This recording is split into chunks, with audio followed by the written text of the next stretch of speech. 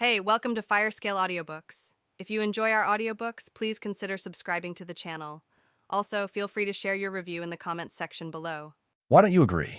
Qin Yunting went through so much effort to marry herself to Liang. Looks like Liang is quite popular. Wouldn't I be stupid if I didn't agree? Qin Sheng said. Point two. Gong Machen's eyes narrowed. Didn't you say that you love me and want to marry me? You changed your mind right after meeting Liang, too. Why did this girl change her mind faster than changing her facial expressions? In the afternoon, she even told him that she only wanted to live at his home. In just a short while, she'd change her mind. Point two. Qin Sheng rolled her big eyes. Didn't you say that I can have anything I want except you, too? Liang can't have you. Gong Machen said. Point two. Well, I think I like him. No matter what, I can't let Qin Yunting get her way. He's not that bad-looking, Qin Sheng said stubbornly. Point two. In an instant, her lips were covered by the man's lips. Point two. He let go of the girl. No, you're too young. Qin Sheng, listen to me. Wait until you graduate from university, okay? Two. He couldn't be with her yet. If he was still by her side after she graduated from university, it meant that his problem had been solved. He would marry her without question. Point two. Qin Sheng hooked her arm around the man's neck. I'm not young anymore. I can register my marriage in this nation, too. She wouldn't let Gong Machen go, no matter what. Point two. Gong Machen held the girl's hand. Qin Sheng, be good. Let's stop this now. It's time to go back to your room to sleep, too. Uncle, you're irritating. You're not responsible. I don't care. I just want you. I want you now, Qin Sheng said loudly. The man told her to go back to her room to sleep. She didn't know if she could wait until after she graduated. She didn't want to leave, too. Gong Machen's hand finally let go of the girl's hand, and his face darkened. You're not being obedient again, too. Qin Sheng stared at the man with resentment in her eyes and jumped down from the bed. Liang said I could sleep with him, so I'll go back to my room to wait for him then, too. Gong Machen grabbed the girl's hand again. Okay, sleep in my room, too. Gong Machen was worried about Qin Sheng.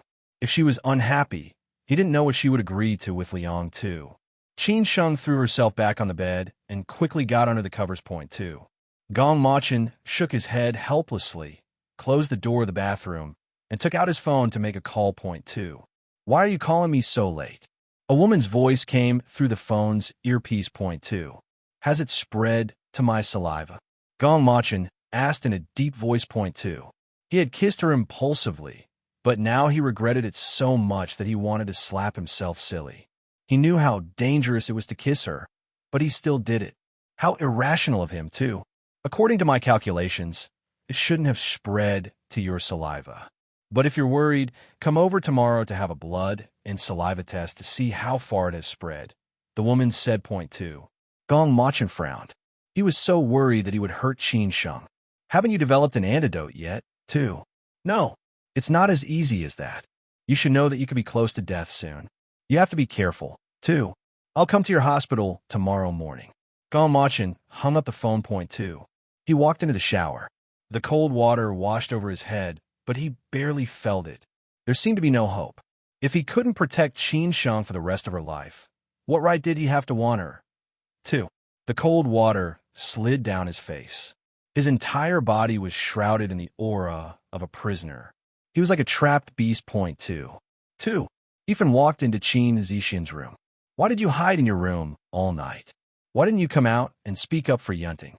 She almost got exposed, too. She still believed in her daughter's intelligence. If her daughter had been there, it might not have turned out like it did. Point two. Humph. Yunting still follows second sister-in-law too much. Their strategies are too low, and you still want me to help them?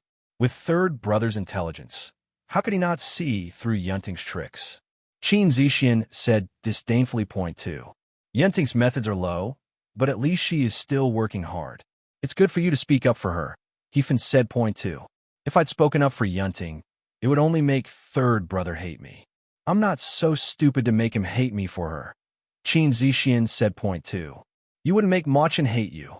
And, to be honest, I can't see you fighting for Machen. Are you really going to let that bastard take Machen away from you? Hefan asked. Point two. Of course not. Third brother can only be mine, but I won't do things like second sister-in-law and Yunting. I'm going to fight for third brother's heart. Tell Yunting not to cause trouble for Qin Sheng now. I see that Madame Roland is very satisfied with Yunting. Why don't we go along the mother-in-law route and let Madame Roland settle the marriage? Qin Zixian said. Point 2. Ethan nodded. That's a good idea. I'll talk to Yunting too. She hurriedly walked out of the room. 2. Gong Machin finished in the shower and came out of the bathroom. The room was dark and there was only a floor lamp on. Qin Sheng had fallen asleep. Point 2. He lifted the blanket and lay down. Point 2. Gong Machin nudged the girl's mischievous little paws off of him. Being mischievous again? 2. Uncle, can't I sleep? Qin Sheng poked her little head out of the covers and looked at the man with her adorable eyes. Point 2. Go to the gym? It'll make you tired. I'm going to sleep. There's still the morning meeting tomorrow. Gong Machin turned his back to Qin Sheng. Point 2. Qin Sheng was unwilling to let go and leaned against the man's back. Her head rested against him. The man's pine and cypress scent smelled especially good. Point 2. Not long after, Gong Machin heard the girl's light breathing. She'd fallen asleep again. Point 2. He turned around and pushed the girl away. This girl's biological clock at night was very accurate. She could fall asleep only by leaning against his chest. Moreover, her sleep quality was very good. Even thunder could not disturb her when she fell asleep. Now, she was snoozing soundly. Point 2. He raised his hand and covered the girl with the blanket. Uncle, uncle, Qin Sheng hummed. Point 2. Gong Machin stared at the girl's pouted red lips. His kiss landed on her cheek. Point 2. 2. In Qin Yunting's room, Zhengmin was still tidying up her clothes. Mom, are you done? I'm so sleepy. Qin Yunting yawned. Point 2. What do you mean, am I done? Who am I doing this for? I need to see what clothes you lack. Duke Liang is living in our house. If you don't wear something nice, how will the Duke fall in love with you? Zhengmin said. She was already thinking about how many clothes to buy for her daughter. Point 2. Qin Yunting snorted in disdain. He'll fall in love with me because of my clothes? What is Qin Sheng wearing? It's a t-shirt and jeans. Liang still fell in love with that SL*T. 2. It was truly infuriating.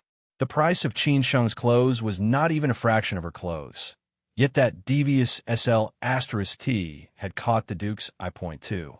Zhengmin thought of something. Daughter, we're not as smart as that girl.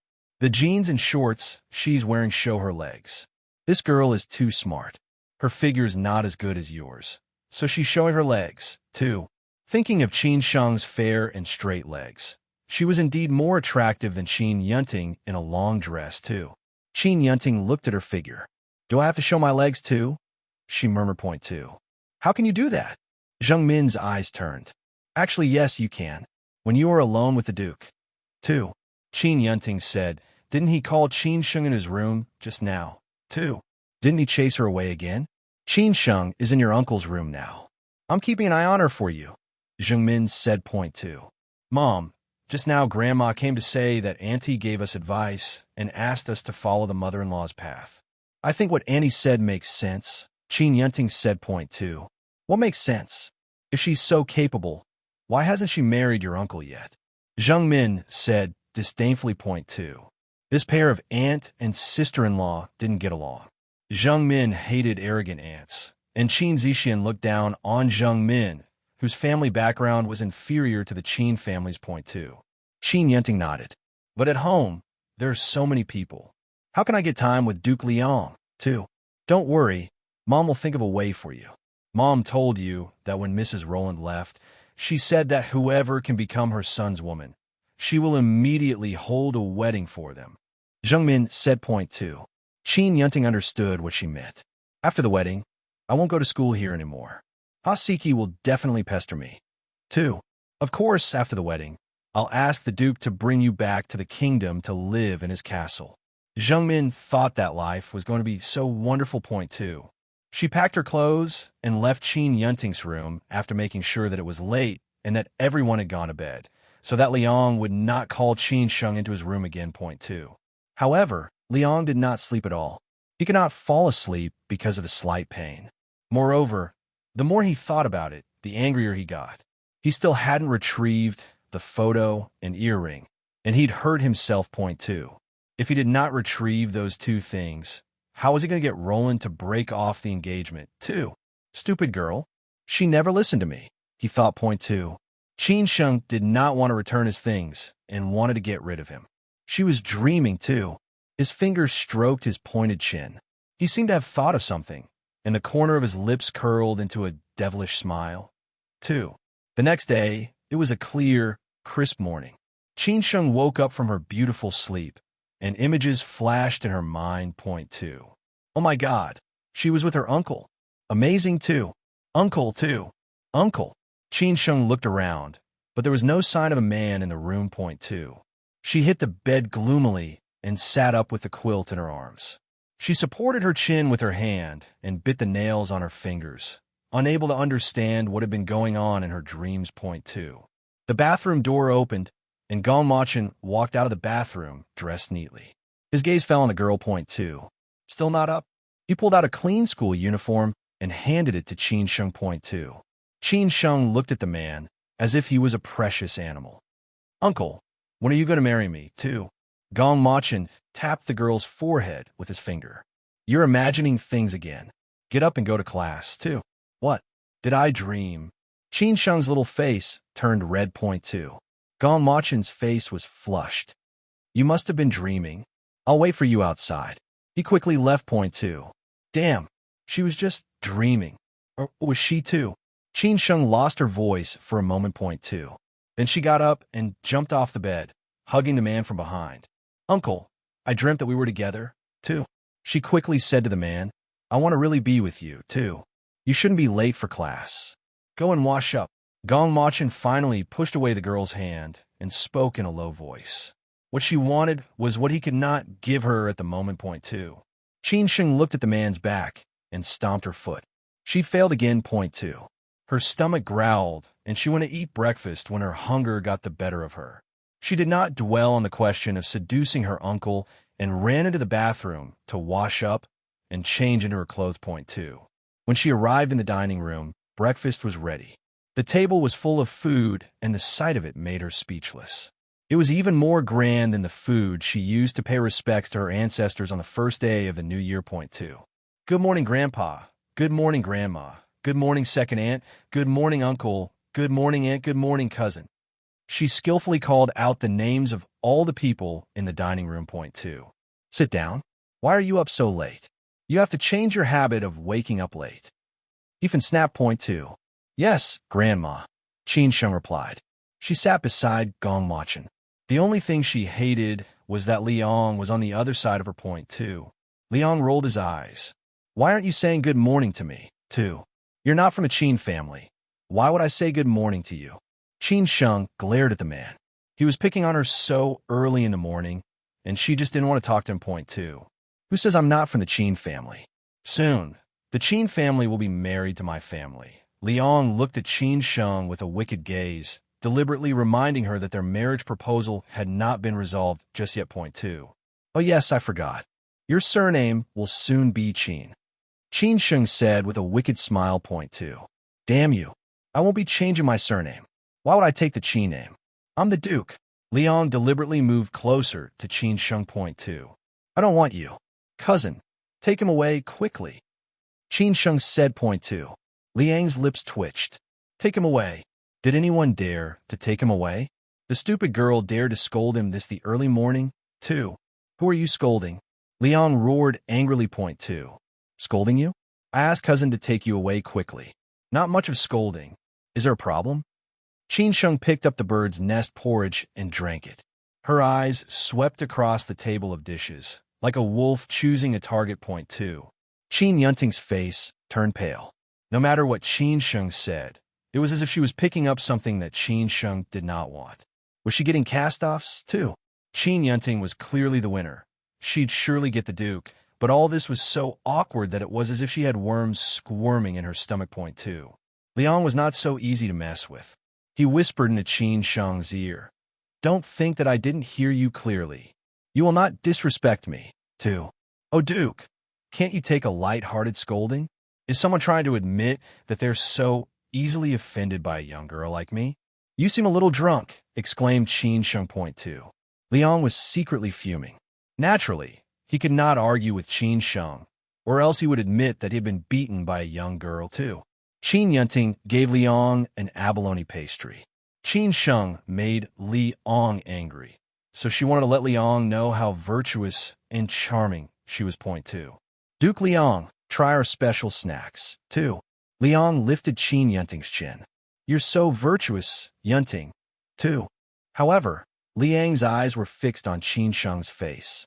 What made him unable to catch his breath was that the girl's eyes were filled with food and did not look at him once. Point 2. By being like this, who did he really want? 2. Qin Yunting's heart skipped a beat. She was finally praised by the Duke. She blushed and looked up at the man, only to realize that the man was looking at Qin Sheng, too. Her face turned from red to white. Liang was still concerned about Qin Sheng. Not her, too. Qin Sheng was completely unaware of the turmoil of the two people beside her. She continued to choose her food, and finally, her eyes fell on 2 items. Point 2. She was truly depressed. She loved to eat curry beef and black forest cake. However, the Qin family's rule was that there should be no leftovers. If she took 2 items, she would have to cut them in half for her weight loss plan. What could she do? If she did that, there would be leftovers too. She bit her chopsticks and didn't know which to choose. Gong Machin picked up half of his leftover curry beef and put it into Qin Sheng's bowl. Point 2. H. Uncle was so thoughtful.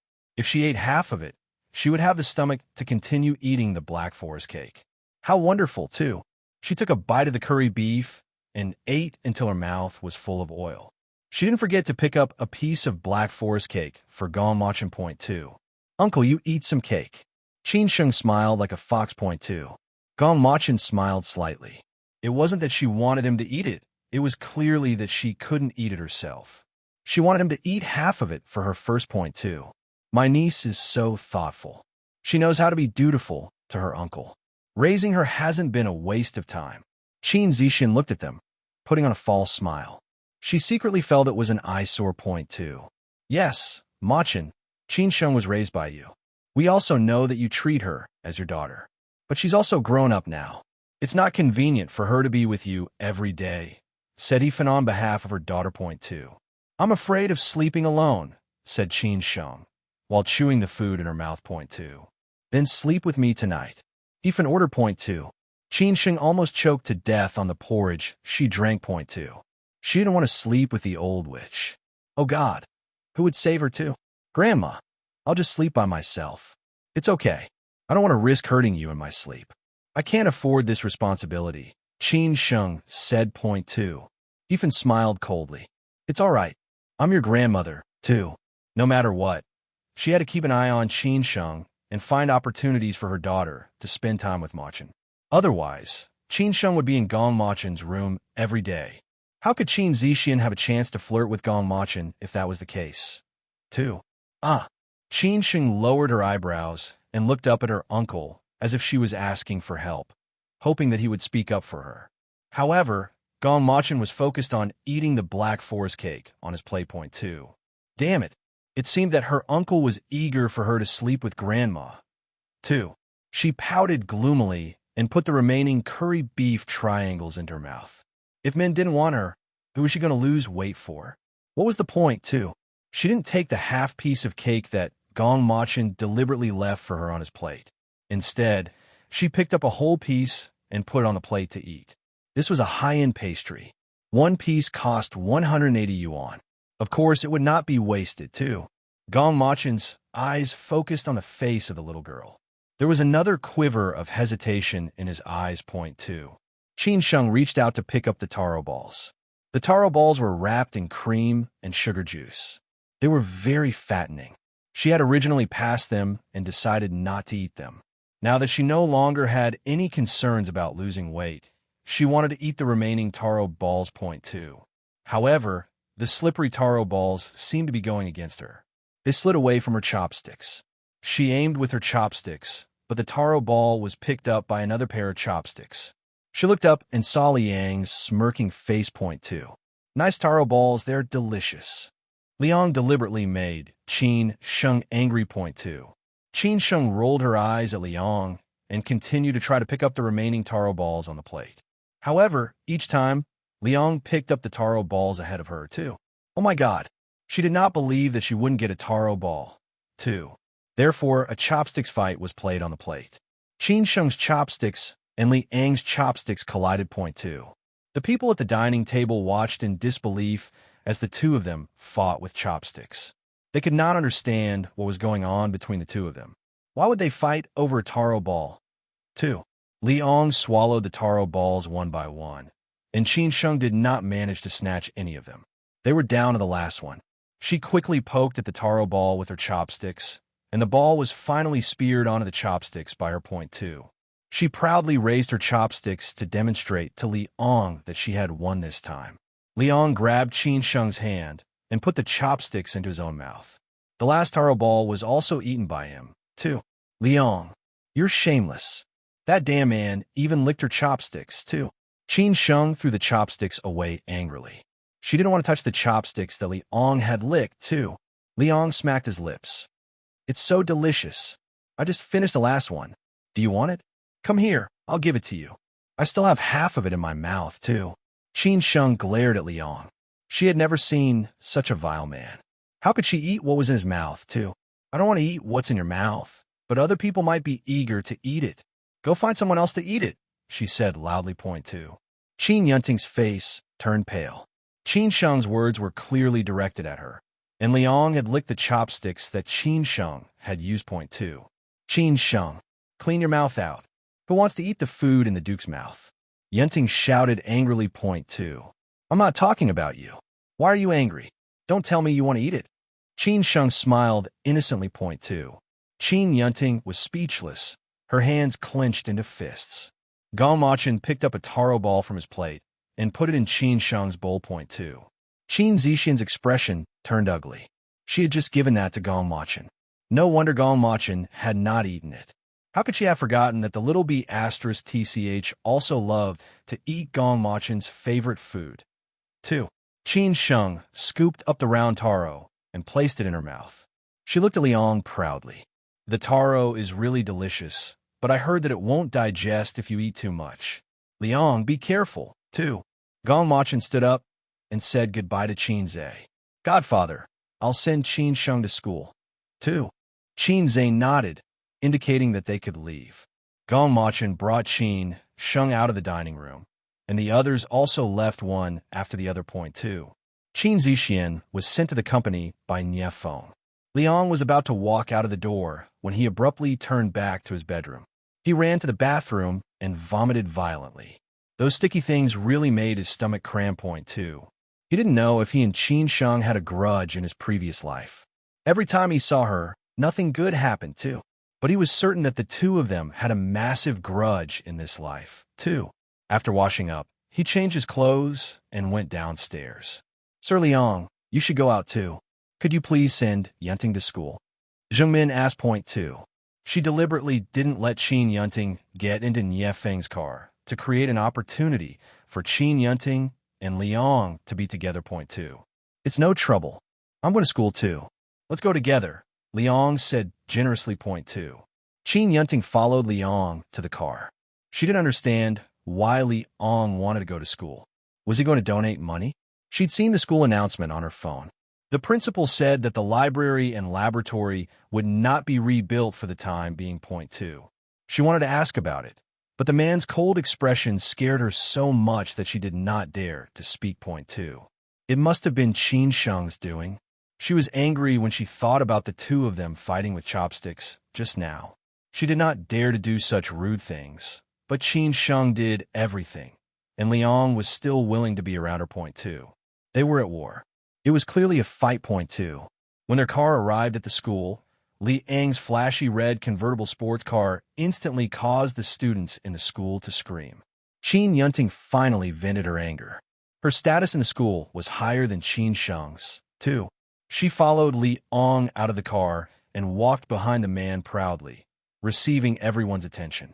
The man walked in a cool and elegant manner, and even she was stunned by his movements. Point 2. Qin Yunting met the gaze of Hasiki in the crowd. Her heart tightened, and she was flustered and did not know what to do. After all, in everyone's eyes, she was still Hasiki's fiancée, too. Qin Sheng chewed the bubble gum in her mouth. Tisk, TSK, Husky, your love rival is here, too. Yes, this rival is really handsome. If it were me, I would go with him. Chu Xia placed her arm on Qin Sheng's shoulder and looked at the devilish man with infatuation. Point 2. Hasiki glared fiercely at Qin Sheng and Chu Xia. I don't have a rival. Qin Yunting is not even worthy for me. I'll go with a different woman. Our Ha family will break off the engagement with the Qin family now, too. As he spoke, he turned around and walked out of the crowd. Under everyone's anxious gazes, he was truly embarrassed. Their engagement must be annulled, too. Qin Sheng did not care the Hasiki was so depressed. The more depressed they were, the happier she was. Point 2. But what was Liang doing here? The bell rang, and they all ran back to their classrooms. Point 2. The classroom door opened, and a bewitching man walked in with a book in his hand. He stood on the podium proudly, too. Qin Sheng's eyes widened as she looked at the evildoer on the podium. His purple pupils were even more charming under the sunlight. His brown-red hair made his face even paler. That kind of whiteness had a hint of moisture to it, as if it could be tender like flowing water. It simply made women envious and jealous. Point 2. Duke Liang, did you go to the wrong place? Qin Sheng asked bluntly. She wanted to quickly expose the fact that he had barged into her classroom and hopefully make him go away. Point 2. Liang shook the book in his hand. School textbook, etiquette education. I don't think I'm in the wrong classroom, too. As the man's voice fell, the girls in the class shrieked in infatuation. Duke Liang, are you here to teach me etiquette education? One of the girls scrambled to ask. Point 2. I'm an Orthodox and old noble from Europe. Your principal specifically hired me as a foreign teacher to teach everyone court etiquette, Liang replied. Point 2. Qin Sheng looked at Liang's eyes that were fixated on her. Only one thought flashed through her mind. This man was here to cause trouble for her, too. Oh my God, why was he so conniving? How could he come to class without donating? 2. Liang, what are you going to teach us? Chu Xia asked the handsome man. Point 2. I'll teach you how to walk first. Stand up and form 2 lines on the left side of the classroom. Liang ordered. Point 2. This was the gymnastic classroom of the school. Qin Sheng and the others were all sitting on the seats at the back of the spacious classroom. There were mirrors on both sides of the room and handrails. Point 2. Hearing Liang's order, Qin Sheng stood up and followed everyone to line up. Qin Yunting, step out.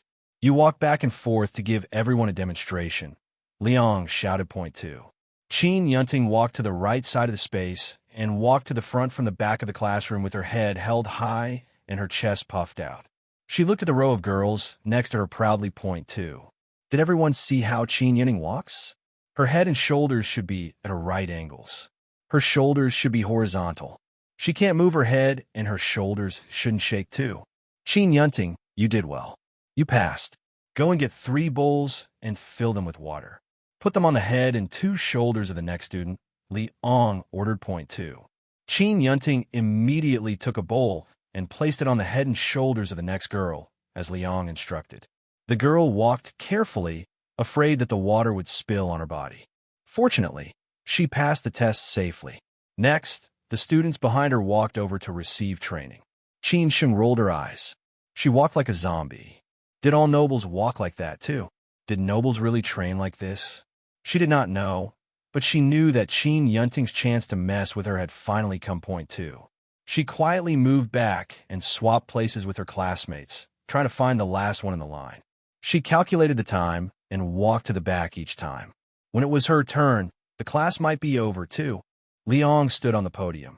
At this height, he could easily see the girl who was changing positions like a groundhog. Point 2.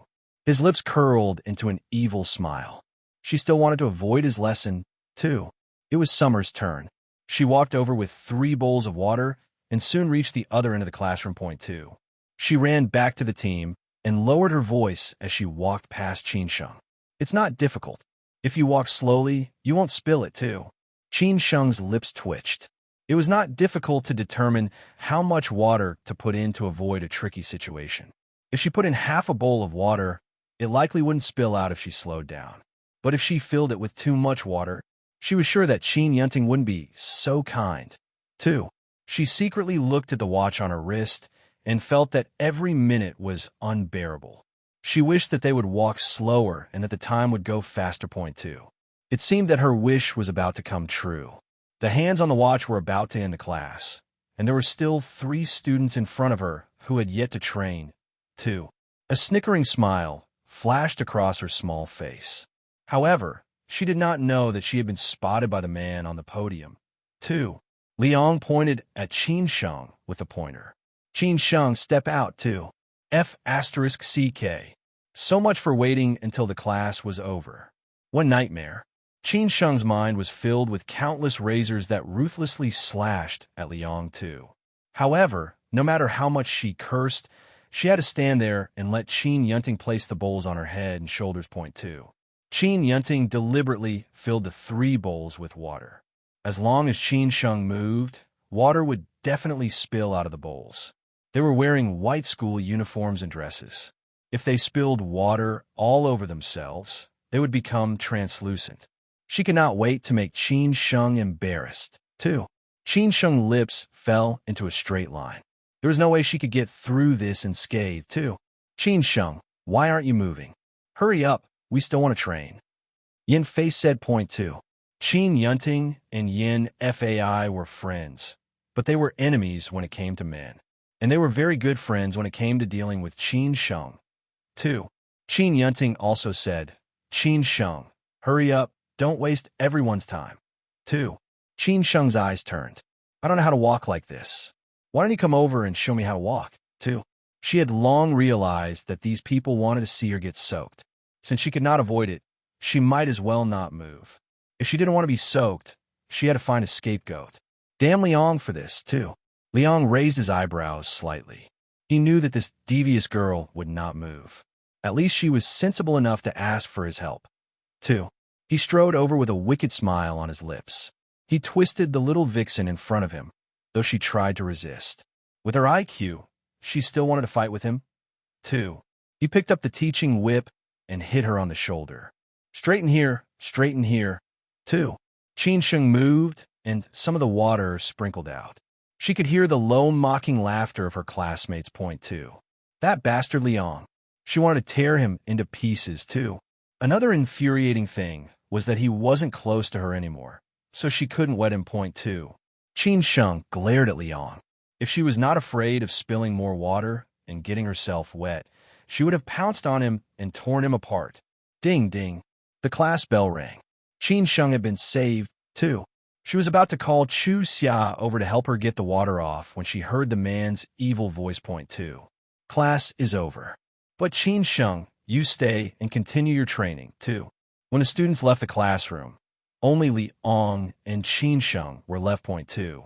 Liang smirked and looked at the girl who was about to explode with anger. 2. Qin Sheng's eyes darkened. Her body leaned forward, her entire body pressing down. Her legs kicked from behind, striking Liang in the shin. Point 2. Even if she wasn't good at Taekwondo, her body was flexible. Her legs kicked to the man's head, and the bowl of water above her head was flung off her, flying towards Liang. The other 2 bowls of water spilled onto the ground. Point 2. Liang had proudly threatening the little woman, but he did not expect her to suddenly attack him. The water splashed down, and he had no way to dodge, so it splashed all over him. Point 2. He dodged the girl's foot, and his hand grabbed the girl's arm, pulling her into his arms. Point 2. Bastard, let go of me. Qin Sheng struggled in the man's arms. Liang's hair was dripping with water. How would he tolerate this? Let go. Stupid girl, how dare you splash me? If you want to get wet, let's get wet together, too. How dare you molest me? You and Qin Yunting are dreaming if you want me to get wet. A dog and a cow. That's what you both are. Qin Sheng shouted back angrily. Point 2. Liang snorted coldly and said, Qin Sheng, don't forget that you provoked me first. This is my revenge, too. You provoked me first. Who told you to chase me to school, and then come to our house to propose marriage? And you still want to live in my house, too. Who told you to go to the nightclub? And who was the one who called me gay, stole my photo, and stole my earring, too? You provoked me first, too. You started it, too. The 2 of them yelled at each other, unable to come to an agreement on who started this whole ordeal. Point 2. Qin Sheng's eyes narrowed. Now you're still hugging me, too. Why are you trying to kick me, too? Partner up with Qin Yunting and leave me the hell alone. Qin Sheng retorted. Point two. The two of them had clearly wronged each other, but they couldn't figure out or agree on who had started all this mess. Point two. Don't move. Liang's face changed. It turned red again, and his facial features twisted and contorted. Point two. The devious girl wriggled in his arms, causing him to react. The pain instantly engulfed his body. His injury had not recovered yet. 2. He loosened his arms and took a few steps back. He didn't dare to get close to this hot girl, not when he had this pain. She was obviously so angry that she wanted to slap him to death, but his body had reacted to her again. Point two. This was something he had never done to other girls. Qin Sheng looked at the man's deformed face in surprise. She had seen this expression last night. She blinked her big eyes and looked like a curious baby. What's wrong with you? 2. Liang's face alternated between red and white. He could not admit that he wanted to have sex with her, too. Who told you to move? You dare to hit the teacher? You will be made to stand here until I tell you to go out. That will be your punishment, Liang said, and turned around and walked out of the classroom. Point two. He could not control his own body, so how could he control her? He dared to make her suffer, and would make her stand there for as long as possible. When he was better, he would come and teach her a lesson, too. Qin Sheng looked at her school uniform gloomily. It was wet from the water on Liang's body. She could not walk out in this state. She simply sat on a chair to rest. She waited for her clothes to dry before going out. Point two. In the empty classroom, the soaked clothes made her feel a little cold. The problem was that this was not their usual classroom, and her cell phone was in their usual classroom. She wanted to call Chu Xia and ask her to deliver her some new clothes, but she couldn't. Point two. 2. Outside the gymnasium, Qin Yunting tried her best to explain to Hasiki. It was all Liang's wishful thinking. She was being pursued. She hadn't meant to betray Hasiki at all. Point two. She spoke helplessly. She told him that she was beautiful and being pursued, and it wasn't her fault. She was also very distressed. Point two. Hasiki snorted coldly. Qin Yunting, why bother explaining? I have already told my mother to go to the Qin family to break off the engagement today. We are no longer a couple, too. Qin Yunting was stunned. This was completely not the outcome she had expected. In her imagination, Hasiki should have knelt down and begged her to stay with him. She would have let everyone in the school know that the two men had fought for her, too. But Hasiki hadn't even said anything to stop her, too. Siki, that's not what I meant. It wasn't me.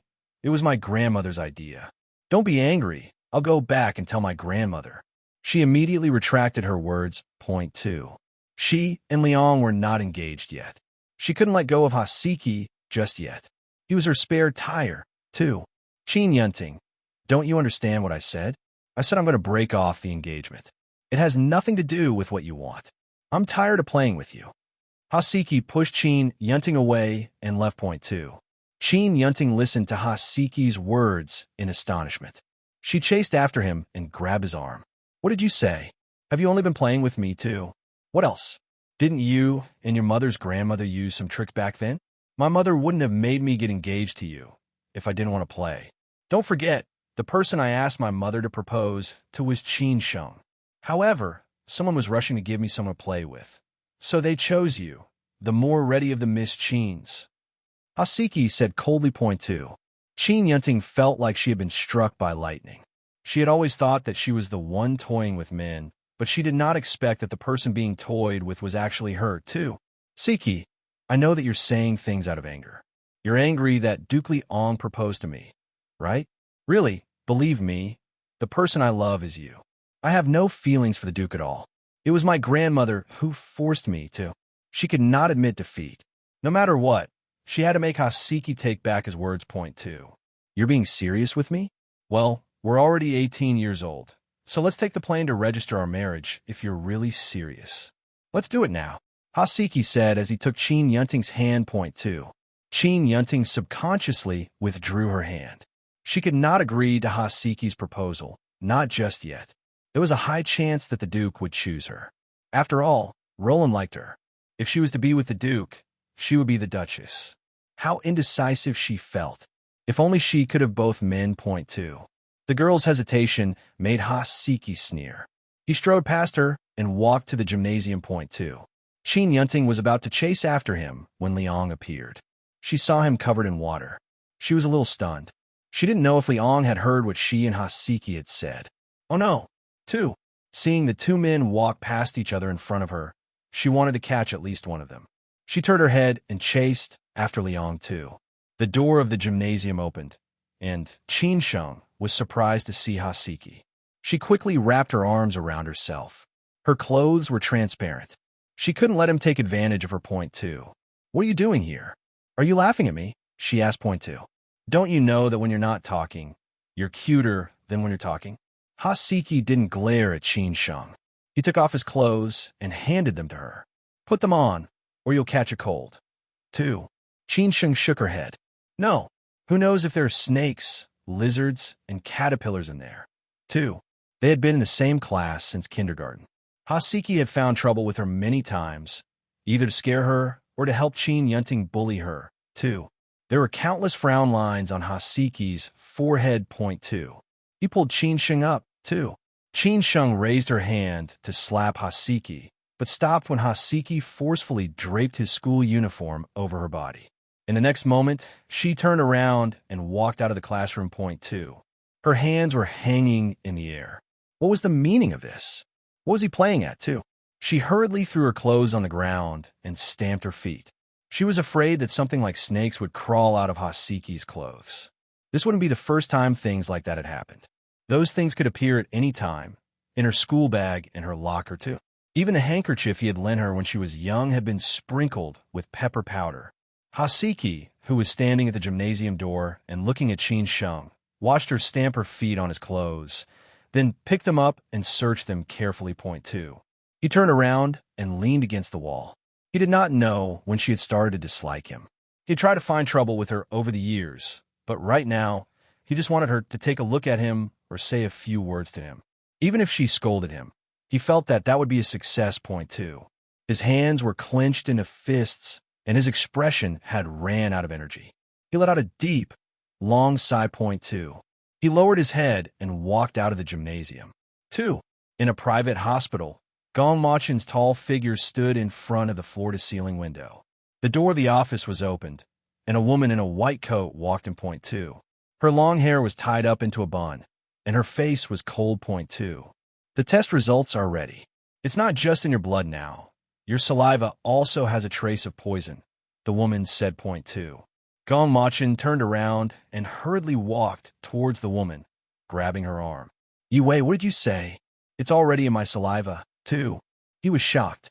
He had never regretted kissing Qin Sheng before, but now he regretted it dearly point two. Yue felt that her arm was going to break. My arm, too. She cried out in pain. Gong Machin only then realized that his hand was too strong. He released his hand and asked anxiously, what would happen if you touched my saliva, too? Yue's face stiffened as she looked at the well-defined face in front of her. Ever since she had rescued him from death and snatched him back from the Azura, she had never seen him lose his composure like this point two. He would disregard his own life and didn't care about death, but he was so nervous for another person's life point two. Small amounts won't have any effect on the human body, but you know that this kind of poison cannot be cured and cannot be metabolized out of the body. However, when it accumulates to a certain amount, it will be the same as you are now. I remember that I told you that you must separate from her and not touch her, too. After saying the last sentence, her tone became a little agitated. She had said it before, and she knew how self-controlled he was, but he still could not help but kiss that girl. Am I really okay? Gong Machin asked again, worried point two. It's mild at the moment, so you'll be okay. Also, your body fluid is the same, so you... Yue blushed as she spoke point two. She was embarrassed to continue the rest of the sentence, but she knew that he understood. Gong Machin nodded. I know, too. His voice was very deep. He knew that he couldn't have sex with Qin Sheng, or else not only his, but also her life would be in danger point two. But I do see that the test results this time show that it has spread faster than I expected. Didn't you follow the method I gave you to suppress the poison? Yue asked point two. I've been staying at the Qin residence these past few days. I didn't go back to my own villa, so I didn't soak in the hot spring, Gongmachin said. Point 2. What? You didn't soak in a hot spring? Don't you know that's the only way to suppress your poison? How can you not take this seriously? Yue roared angrily. Point 2. That was the method she had painstakingly found. How much had she paid for the thing in the hot spring? Her eyes were watery. These were things that some men didn't know. Point 2. She just wanted him to live. It was good for her to have an extra day or so. As long as she could buy time, she might think of a way to save him, too. I will go to the hot spring today. I will leave now, Gongmachin said as he put down a check and strode out of the office. Point 2. Yue picked up the check and glanced at it. She tore it up casually. She had betrayed her tribe when she came here with him, so she did not care about money, too. She stood in front of the window and watched the car drive out of her clinic. She saw him like this once a week because he wanted to have a test to check the progress of the poison. Point 2. Qin Yunting, who was sat in the usual classroom, saw Qin Sheng walk in wearing a boy's uniform. She was so angry that her face turned pale. Haseki was the only boy in the entire school who did not wear the typical uniform. It was obvious who Qin Sheng's clothes belonged to, too. Haseki broke off the engagement with her and gave Qin Sheng clothes to wear. What kind of messed up world was this, too? F***CK. What an absolute nightmare all of this was. She just knew Haseki had given Qin Sheng his clothes. The question was why, too? Qin Sheng, you're wearing a man's uniform. Where did you come from?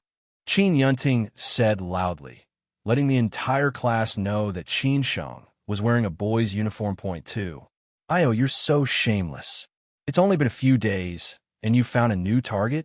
Why are you still in class? Why don't you just go to the nightclub and sit at the counter like your mother? Yin Fei was even angrier than Qin Yunting.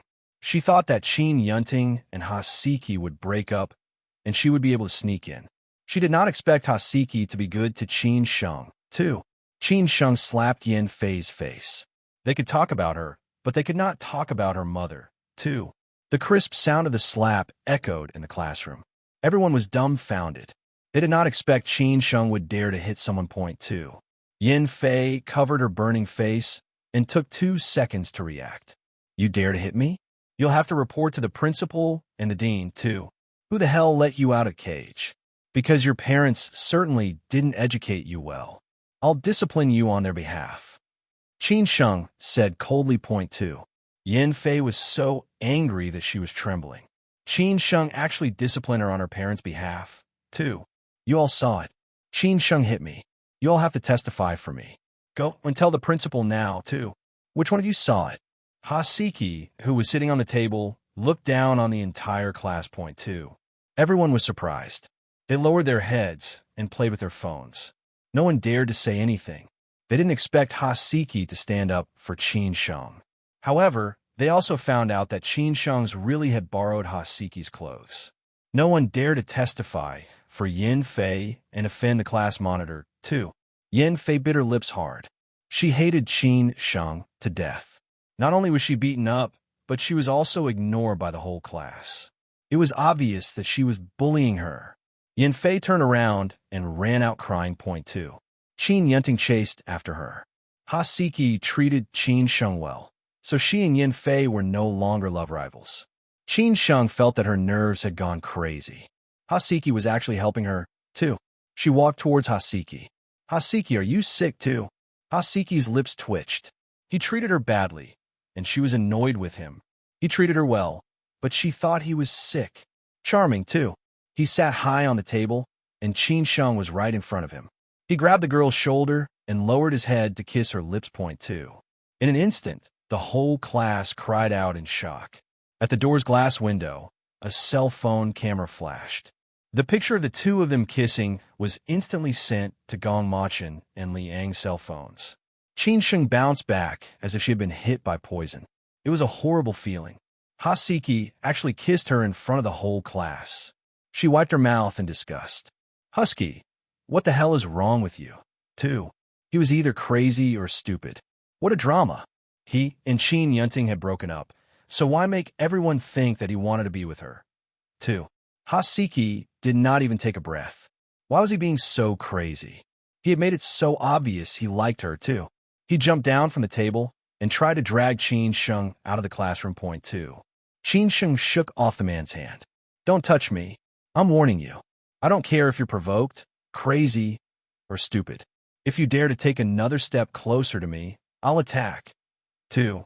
Haseki pursed his lips. Who's crazy? Who's stupid?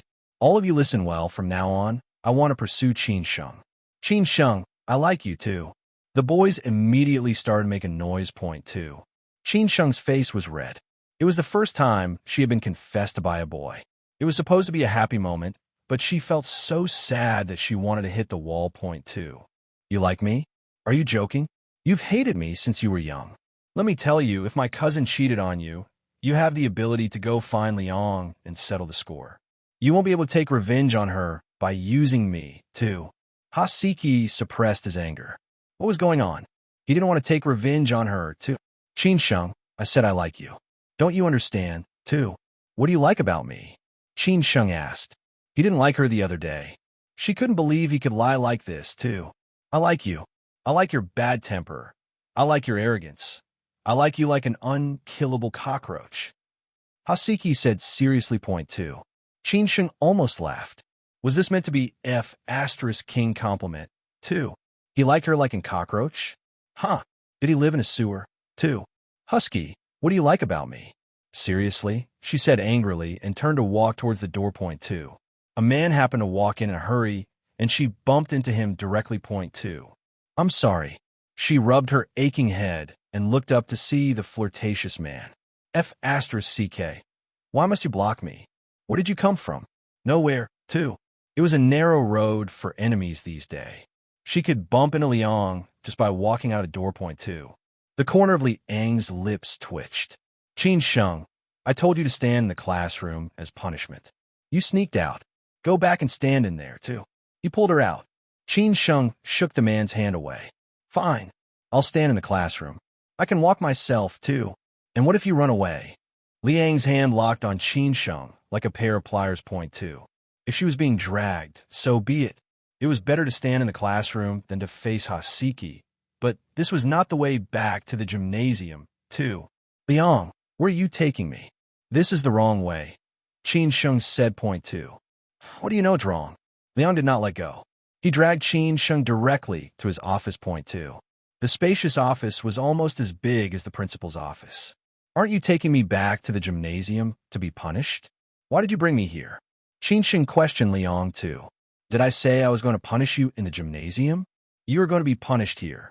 Liang said coldly. Tell me, what's your relationship with Haseki? 2. F***ck. How long had he been away from her? And she was already kissing another boy. 2. It's okay. Qin Sheng replied. Point 2. It's okay. What do you mean? Liang took out his phone and showed Qin Sheng a photo. Point 2. Qin Sheng looked at the photo in astonishment. Who'd taken this photo? And they'd even take the time to send it to Liang. Who else might they have sent it to? The thought flashed into her mind. Gone watching too. Could it have been her uncle? Or what if the photo had been sent to her uncle? What she was most afraid of was that her uncle would misunderstand her. 2. Why are you asking me about Haseki? Qin Sheng retorted back to Liang too. Why? Don't forget, you are still in a waiting period. Before I decide not to be with you, you have to do your part. Liang ordered. Point 2. Liang, are you amnesiac? I said I won't marry you. Qin Sheng was depressed. Point 2. Liang's big hand grabbed the girl's slender neck. No one has the right to refuse me, especially not you. If you dare let Haseki touch you again, you will face consequences too. I have nothing to do with Haseki. He was crazy and forced himself on me. Also, I have nothing to do with you. You have no right to control me. Qin Sheng waved the man's hand away and turned to leave, but the man grabbed her arm and refused to let go. Point 2. I'm ordering you as a teacher now. Stand up and try to move. I dare you. Liang was furious. Point 2. Obviously, Qin Sheng could not refuse him as a teacher. He looked at the girl who was standing obediently and finally felt relief. Point 2. He was sitting and she was standing. That was how it should be. Point 2. Qin Sheng rolled her eyes and gave in to the man. He sat comfortably on the leather chair and played with his phone. However, she was standing in the middle of the room as punishment. Her hand secretly rubbed her sore leg. Without a watch, she did not know how long she had been standing here. Point two. A knock on the door sounded. Duke, the clothes are here. Two. Come in and put them down. Liang ordered. Point two. A bodyguard came in and respectfully put the clothes on the boss desk, then left the office. Point two. Change your clothes, Liang said. Point two. Qin Sheng glanced at the school uniform. She didn't expect that he would send someone to get her clothes. She walked over to get the clothes on the desk. Her legs were so numb that she almost collapsed. She hugged the clothes and limped into the bathroom to change. Point two. With clean clothes, she didn't need to wear Hasiki's clothes anymore. She walked out with the boy's clothes in her arms. Point two. Is my punishment done? I have to go to class, too. Yes, it's over. But you're not allowed to wear other men's clothes. You're not allowed to let other men touch you. I'm a neat freak, understand? Liang ordered. Point two. Qin Sheng rolled her eyes. What did his neat freak have to do with her? Did he still want to use her, too? She turned around, walked out of the office, and ran back to her classroom. The morning's class had been delayed, just like that, too. She did not hand the clothes to Hasiki, but stuffed them directly into his book box. From now on, Hasiki and the Duke could get lost, too. Chu Xia came back from the cafeteria with a plate of food in her hand. I brought some food. You can eat it, too. Qin Sheng's chopsticks poked at the food. She was unable to eat a single bite. Point two. What's wrong? Are you still thinking about Husky and Liang? To be honest, it's not bad to have a scandal. Nowadays, celebrities are famous for having scandals. Did you know that your photo has been uploaded to the school's website? You're now the #1 school beauty. Chu Xia said. Point two. F***CK. The school's website? For goodness sake. If anyone wants to snatch Liang, they can have him. If they want to snatch Husky, they can take him away too. Why are you telling me this anyway? I only want my uncle. Qin Sheng said. It was as if she had been shot while lying down. She had suffered 10,000 points of damage, too. Maybe the scandal will spread back home, and your uncle will get angry and want you. Chu Xia said. Point two. Really? Qin Sheng was excited. She was desperate to press herself against her uncle's body, too. In the blink of an eye, Qin Sheng lowered her head again. What else does he want? I offered it to him, and he didn't even want it. I even had sex dreams about him. Chu Xia, do you think I'm getting sick of men? I dreamt that my uncle and I, too. Chu Xia's eyes widened, and she was even more excited than before. I also dreamt that you and your uncle did something, too. Qin Sheng swallowed heavily. Why does he not want me? Why does he keep pushing me off him, too? She could barely bring herself to say it. Point two. Let me tell you, women are just like men. If you hold it in for too long, you'll get sick. Is what your uncle doing normal? I really don't understand. Maybe he's sick. Chu Xia said. Point two. Qin Sheng gritted her teeth. It seemed like he really might have something wrong with him, especially considering the way he was holding it in. She wanted him, otherwise, she wouldn't have had such a dream. Point two. If he was sick, he had to be treated. She put down her chopsticks, picked up the drumstick, and started eating. After school, she would go home to find her uncle and treat him, too. The students, who had returned to the classroom, looked at Qin Sheng, who was eating methodically. They couldn't help but praise her. She had her pick of the men, too.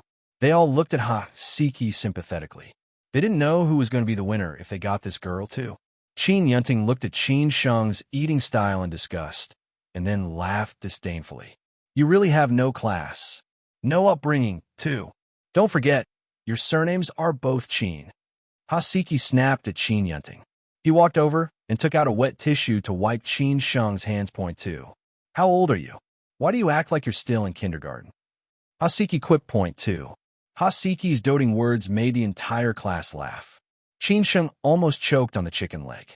She pulled her hand back and said, Husky, can you get lost, too? Don't move. I'm not finished yet. Hasiki stubbornly wiped the girl's claws one by one. Point two. Qin Yunting's face was pale. When she was with Hasiki, Hasiki had never openly flaunted their love in school. He'd said that it wouldn't be a good influence, but now he was wiping Qin Sheng's hand for all to see, too. Siki, I know you're angry that the Duke is chasing me, but you don't have to lower yourself to be with Qin Sheng, too. F***CK. You really stoop so low at times. Husky is lowering himself to be with Qin Sheng? I don't think so. You think you and him were a good match? Huh. Class monitor, your ex-girlfriend is jealous. Are you going to stop her? Chuxia immediately retorted point two. Hasiki grabbed Qin Sheng's hand and wiped it clean. He said coldly, "What does my ex-girlfriend have to do with me?" 2. Qin Yunting's heart sank to the bottom of her body. This was worse than Hasiki hitting and scolding her, because that sentence ended their relationship point two. Chuxia and a few girls who did not like Qin Yunting laughed point two. Ha ha. Class monitor has spoken. You are no longer in a relationship. Qin Yunting, you're outdated. Qin Sheng is the real deal, too. Qin Sheng finally shook off Hasiki's hand. Hasiki, I don't care who you want to take revenge on. Get lost, too. What the heck? She wasn't used to being treated this well. She felt goosebumps all over her body point two. Hasiki's face twitched. Why was he being scolded for being nice to her? 2. Fortunately, the bell for class rang, interrupting their interactions point two. 2. After school, Qin Sheng ran away with Chu Xia, as if she was running for her life, afraid that Hasiki would pester her again point two. Hasiki stared at the girl who ran faster than a rabbit and was speechless. Was he an infectious disease? 2. He did not know when he would be able to send her the gold leaf roses, too. However, before he reached the school gate, he saw a dark figure walking towards him.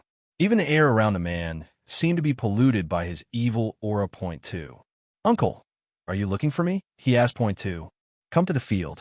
And if you're a man, come alone, Gong Machin said, and strode towards the field point two. Hasiki threw his school bag to his classmate and followed closely behind Gong Machin point two. On the empty field, the man was as cold as the sea and as quiet as an empty forest. He didn't say anything and didn't move.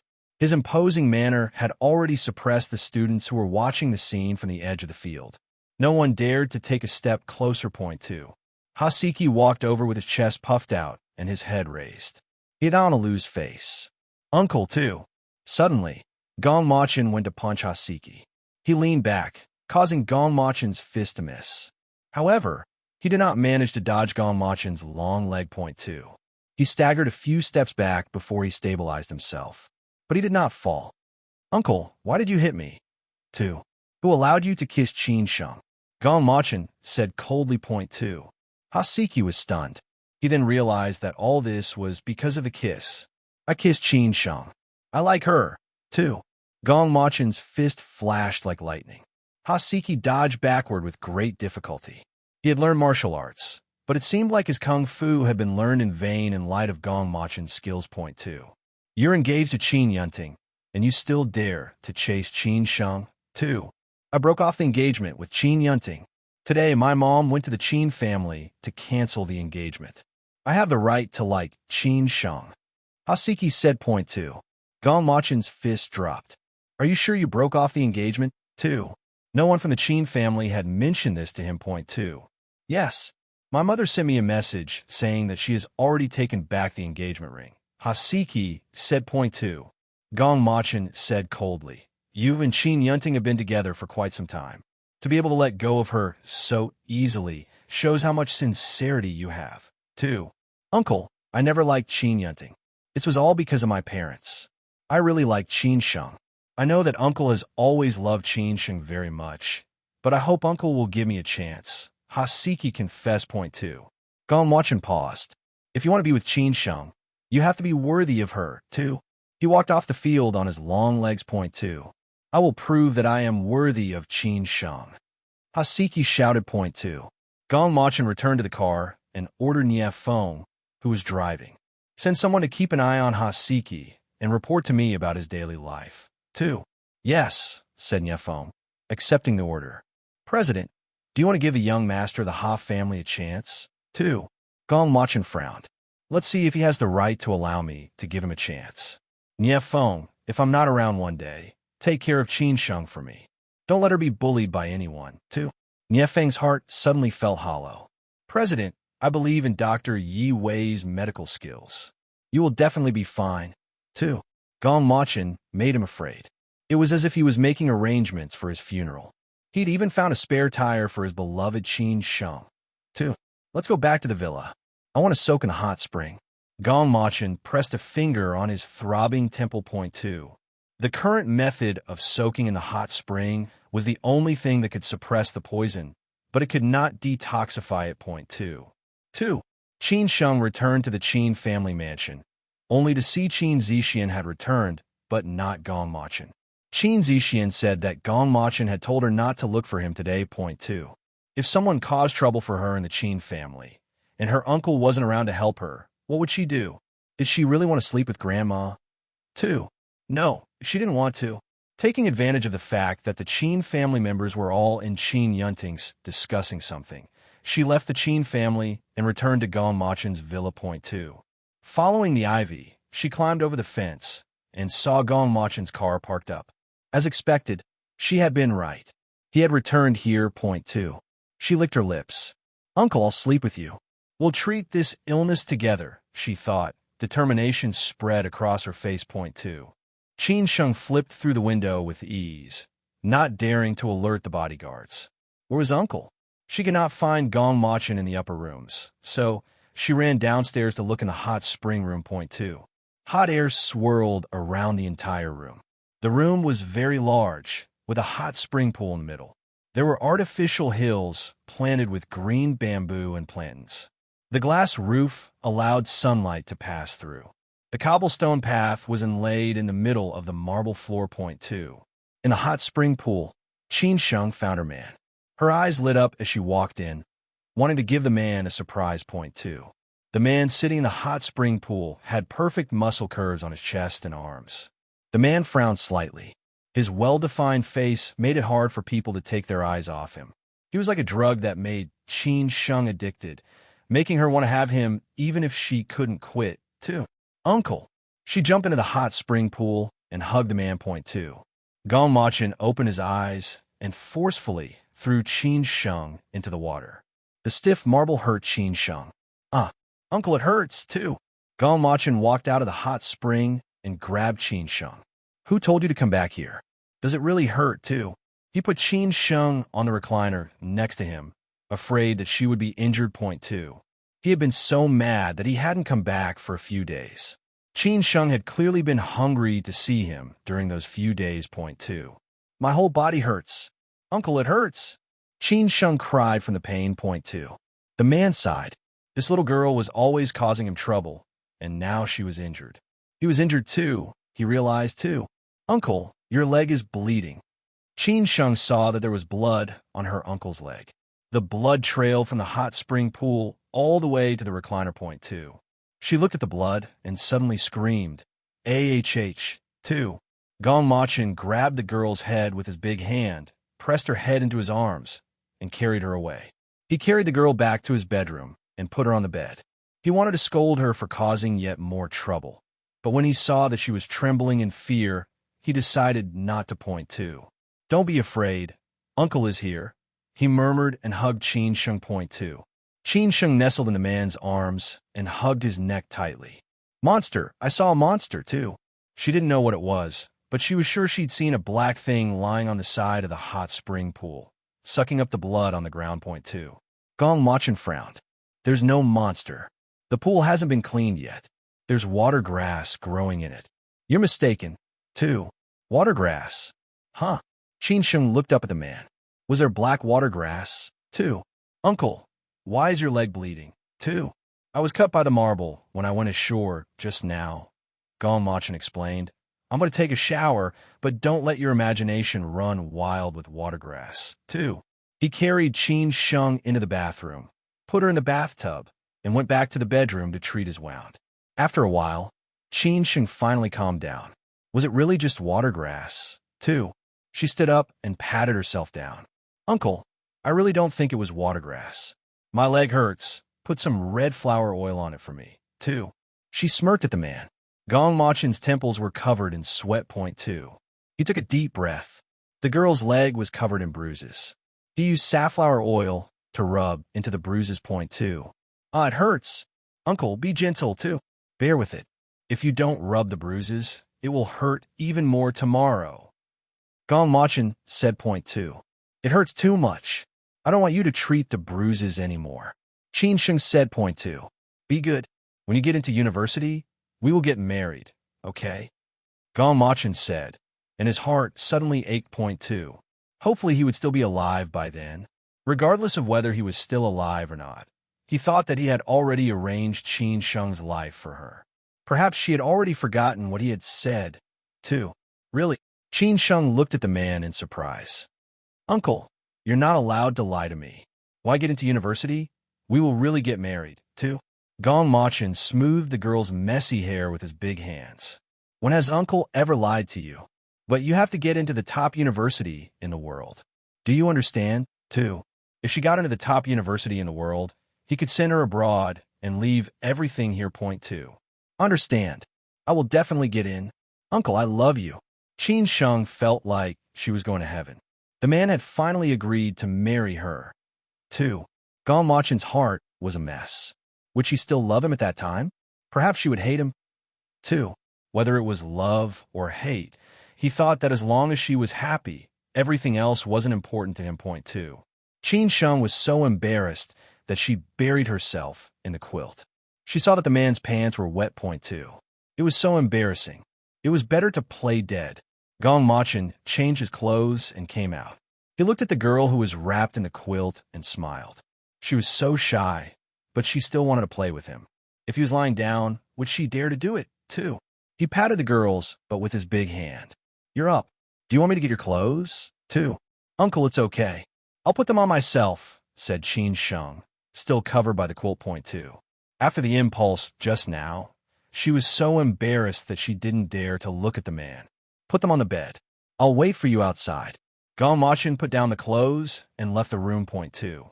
Hearing the sound of the door closing, Qin Sheng crawled out of the quilt like a turtle, picked up the clothes, and put them on quickly. Point 2.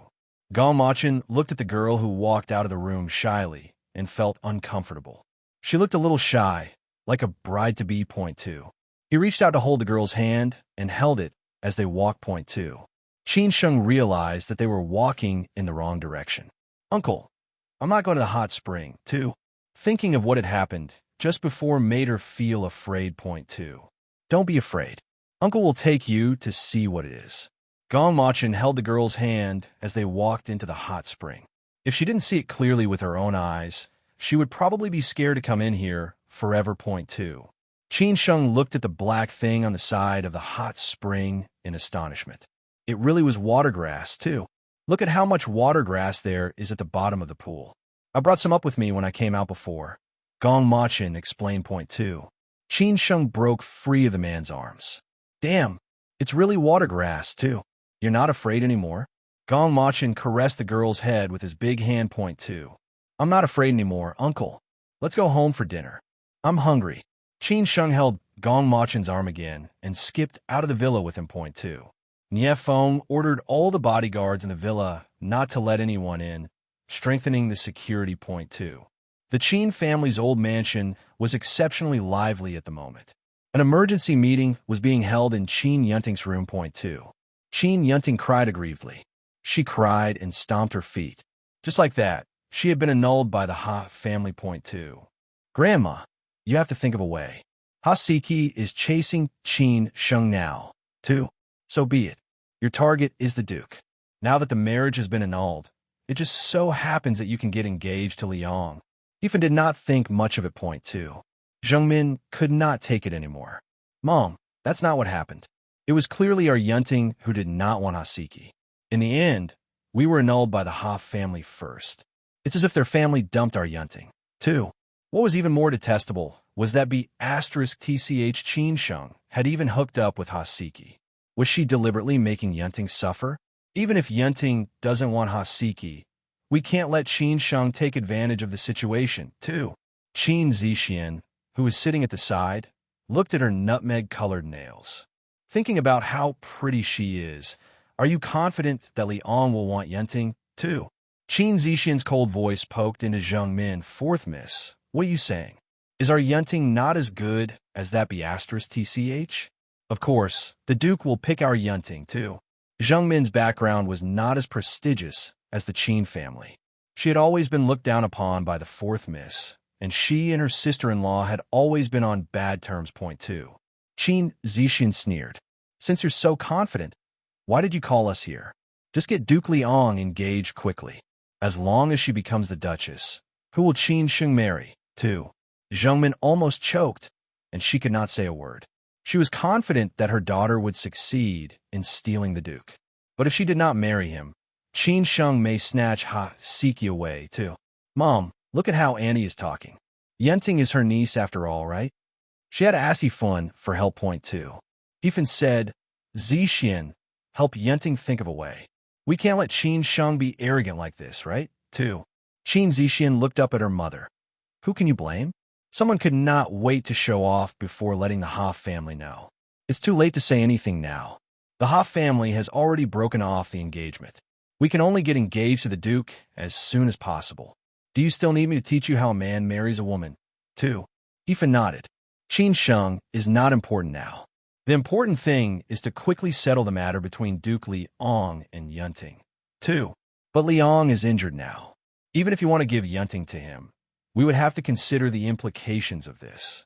Is Duke Liang still okay? Zheng Min was a little worried about her daughter's sexual happiness.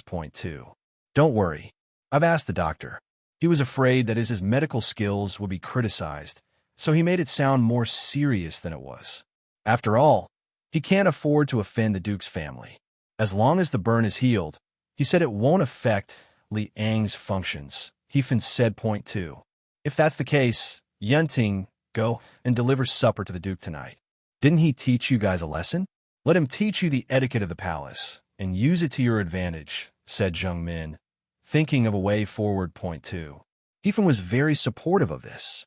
Thus, Qin Yunting's important matter was settled. The servants came in to report that the master and third young master had returned. Yifan immediately brought the others out to welcome Qin Zhe. 2. Qin Zixin watched as Qin Sheng came back with Gong Machin, arm in arm. The corners of her lips twitched. Gong Machin had told her that he wouldn't come back today, but he had come back with Qin Sheng too. In the dining room, Liang sat next to Qin Sheng, shamelessly. 2. Qin Sheng, you failed the etiquette class. Come to my room tonight. I'll teach you alone, Liang said. 2. Qin Yunting's hand trembled, and the food on her chopsticks fell to the table. She asked the maid to help her awkwardly. 2. Damn, Qin Sheng was going to look for Liang tonight, too. She snorted. Qin Sheng, you're the only one in the class who failed, and you still have the surname Qin, too. She hated Qin Sheng to the bone, and her good plan was broken by Qin Sheng again. 2. I don't want to be called Qin anymore. Why doesn't Grandpa tell me what my mother's name was? My surname is my mother's surname, retorted Qin Sheng. 2. The moment Qin Sheng's words left her mouth, the entire dining room fell silent. She didn't know what she had said wrong. Could it be that her mother's surname had violated the Qin family? 2. You can only be called Qin, Qin Zhe said, breaking the deadlock that no one dared to break. 2. Yifan looked at Qin Zhe. She didn't expect Qin Zhe to let it go so easily. Qin Sheng dared to say her mother's surname. That was the most dangerous thing to speak at this table. She could totally be expelled from the family. After all, her mother's family was too. Gong Machin's words interrupted Yifan's thoughts. 2. Qin Sheng doesn't need to learn etiquette, too. Why can Qin Sheng not learn etiquette? Qin Yunting asked unwillingly. 2. Because I dote on her, Gong Machin said clearly. 2. Qin Yunting's face turned pale, and she didn't dare to speak anymore. It was obvious that Gong Machin was protecting Qin Sheng. 2. Uncle, you eat. Qin Sheng rarely served food to Gong Machin. She wanted to be a good wife and mother now. She had to learn how to take care of her man. 2. Gong Machin touched the girl's head with his big hand. It went without saying that he doted on her. 2. He even put a fake smile on her face. She had to create an opportunity for her daughter quickly. Qin Sheng, Grandma will sleep with you tonight. Sister, you bring Qin Sheng's things to my bedroom. 2. Qin Sheng's heart was broken too. It seemed that Grandma was determined to sleep with Qin Sheng. The problem was, how could Qin Sheng give her any chance, too? She was sure that if Yifan kept an eye on her today, Qin Zixin would go and look for Gong Machin, too. She raised her eyes to look at Gong Machin. The man acted as if he did not hear her and ate quietly. Liang's devilish voice rang in her ears. What's so fun about sleeping with Grandma? Why don't you accompany me, too? Qin Sheng glared at Liang. Stop harassing me, too. I'm helping you. If you don't sleep with me, you can sleep with the old woman. Liang said too. Even if I didn't sleep with the old witch, I wouldn't sleep with you, too.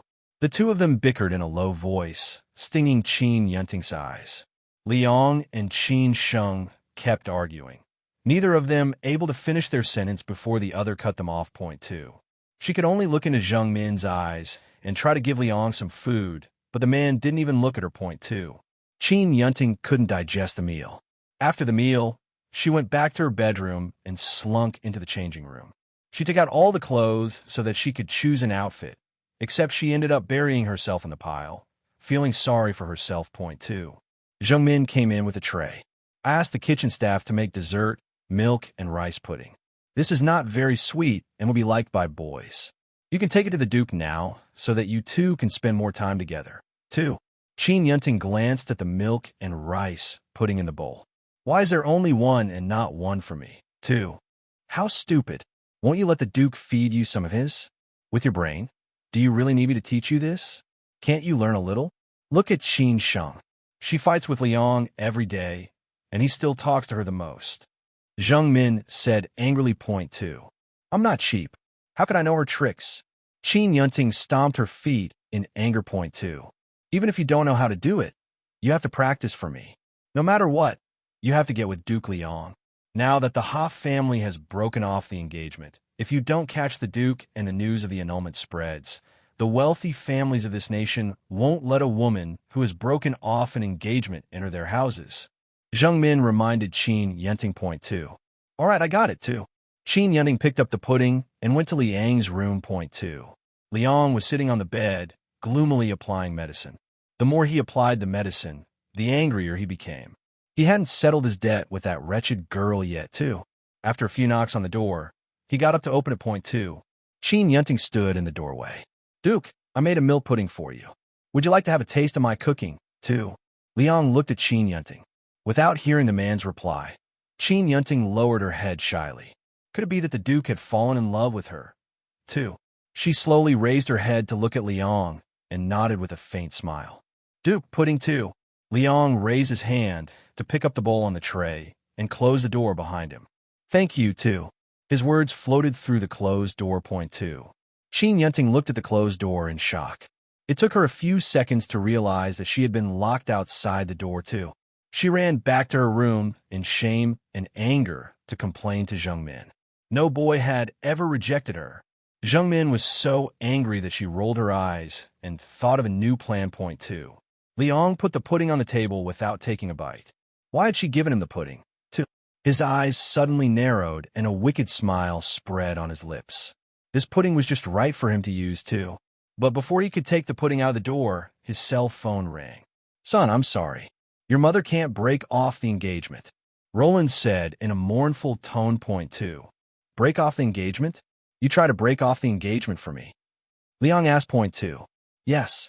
But old man Yin said that you can't break off the engagement. Your father also said that you must marry that girl, too. Mom, who exactly is old man Yin? Liang asked. Point two. It doesn't matter who he is. What's important is that even your father and I can't stop it. Son, what should we do? Roland asked anxiously. Point two. Liang chuckled. I'll just marry her, too. You really want to marry her? Roland was surprised. Point two. She's so annoying. Of course I want to marry her, so I can teach her a good lesson. Liang had never figured out how to punish Qin Sheng to vent his anger. At this moment, he thought of it. He knew exactly what he could do. Point two. Well, my son is smart. Mom supports you fully, too. Mom, you haven't told me yet. Why do I have to marry her? Liang wanted to know this question the most. Point two. Roland smiled and said, well, I'll tell you when you marry her and give her to old man Yin. You better marry her and torture her, too. Hello, Mom. Liang looked at the phone as it went quiet and frowned. What was wrong with this girl, too? Qin Sheng was doing her homework in her room. She saw her phone flash, and her smile turned into a beam. She did not expect Husky to be so useful. She ran out of the room and rushed to the back garden. Point two. Here it is. Hasiki's voice came from the darkness. Point two. Qin Sheng followed the voice and looked over the garden. She saw a man standing outside the railings. Point 2. What took you so long? I'm sleepy, she complained. Point 2. The shop I went to was closed. I had to travel to find an open shop so I could buy this thing. Why do you want this? Hasiki asked curiously. Point 2. I want this to sleep, of course. Qin Sheng said. Point 2. You want this to sleep?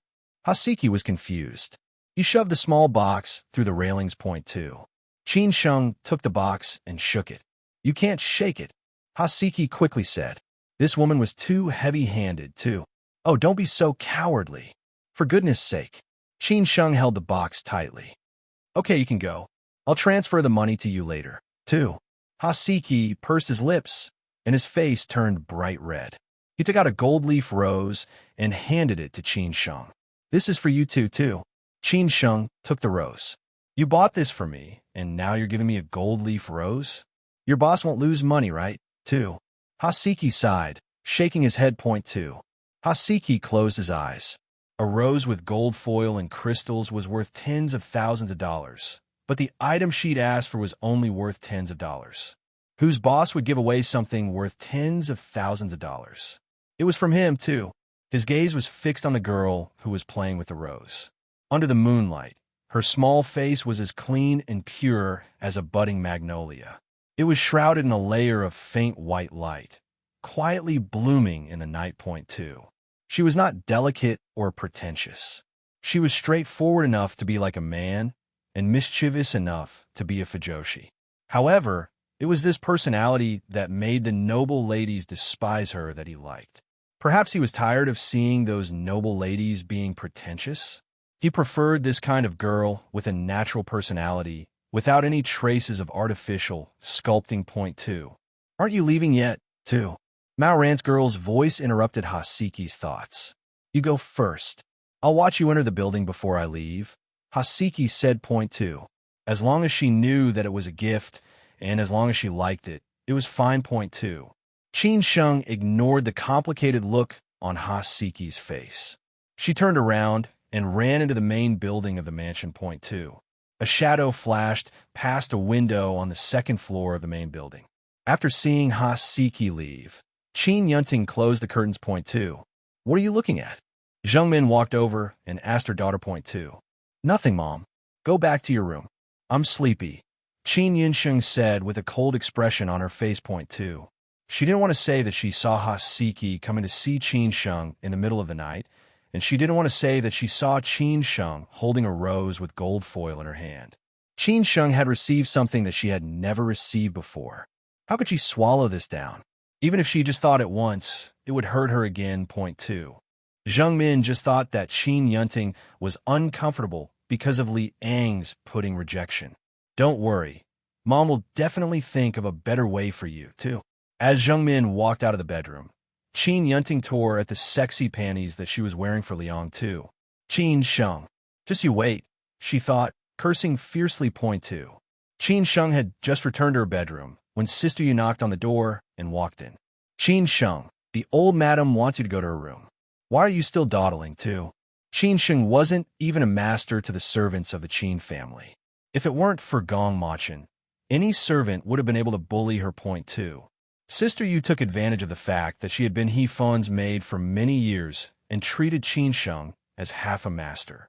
Naturally, she wouldn't treat Qin Sheng like the other members of the family. Point 2. I'll pack my bag and go now, Qin Sheng replied. Point 2. Bring a change of clothes. Don't leave them behind. Sister Yu instructed Qin Sheng. Point 2. Once Qin Sheng had entered He Fun's room, the old madam would not let her come out again. Point 2. Qin Sheng nodded and picked up her clothes.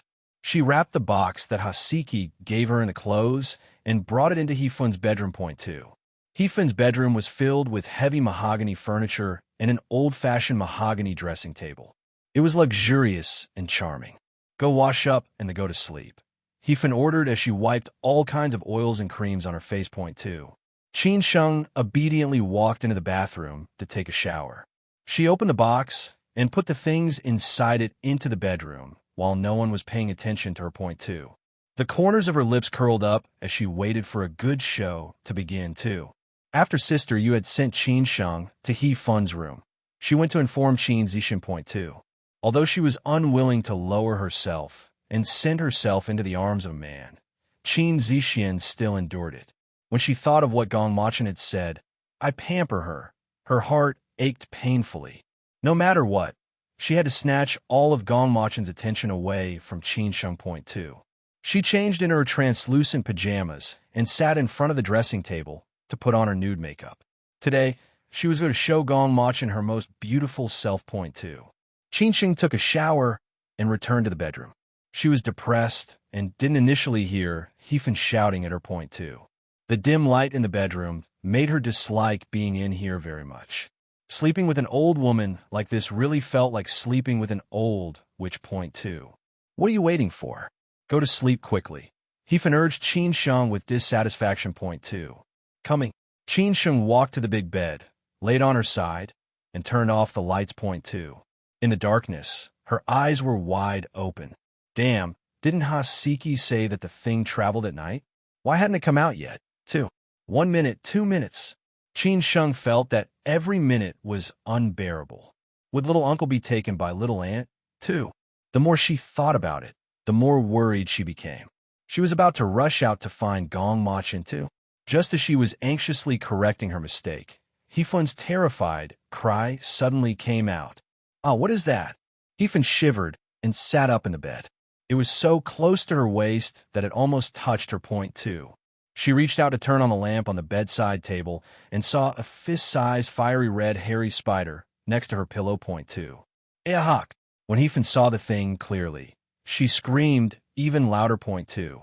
She lifted her foot and fell to the ground. Point 2. The spider was disturbed, and it crawled down the bed, scaring Hefen so much that she wailed like she had seen a ghost. Point 2. Her screams startled everyone in the mansion. Point 2. Qin Zixian had just knocked on Gong Machin's door when she heard Hefen scream. Before she could react, Gong Machin pushed her out of the way and ran to Hefen's room. Point 2.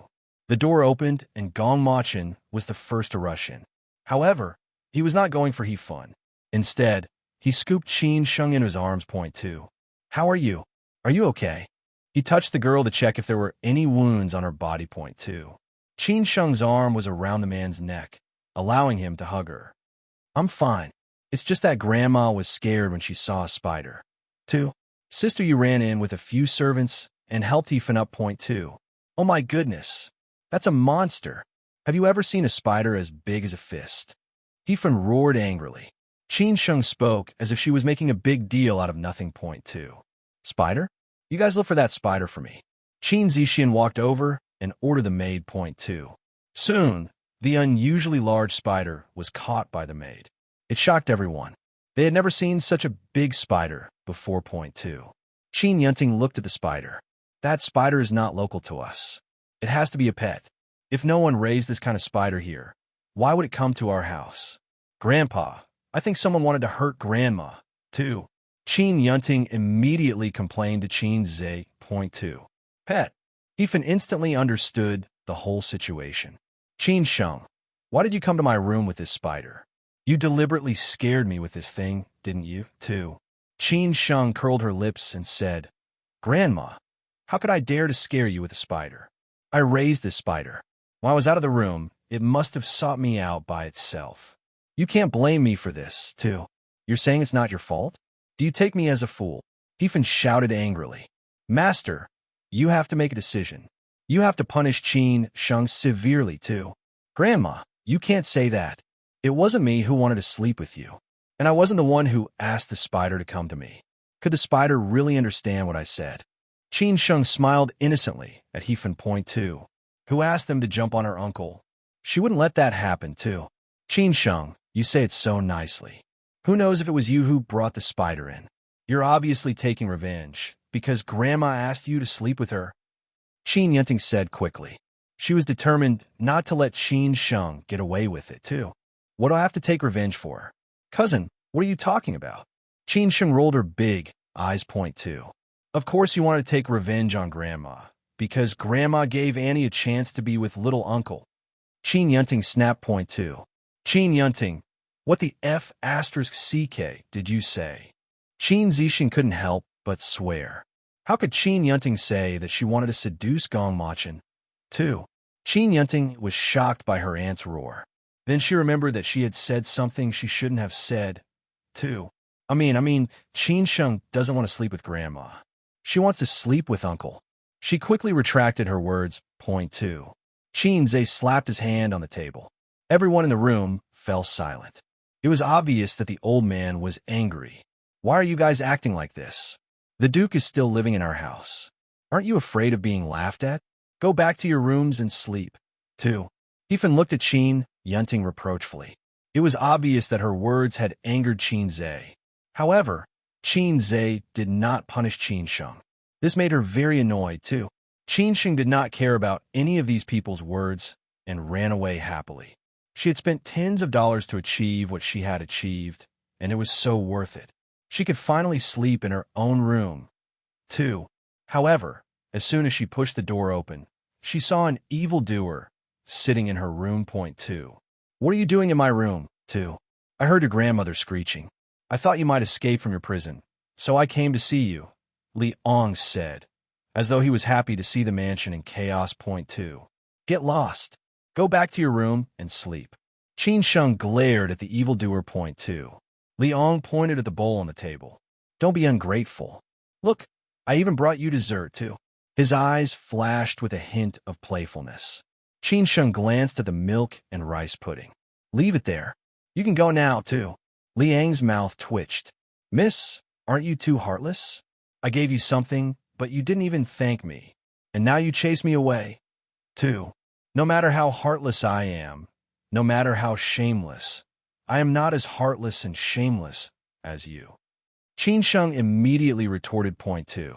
I am not heartless or shameless, Liang said unwillingly. Point 2. You are shameless just by standing there. Get out. Qin Sheng's door opened, and Gong Machin stepped in and grabbed Liang's collar. Point 2. Gong Machin, but you're allowed to enter Qin Sheng's room. Why am I not allowed to enter? Liang grabbed Gong Machin's collar in retaliation. Point 2.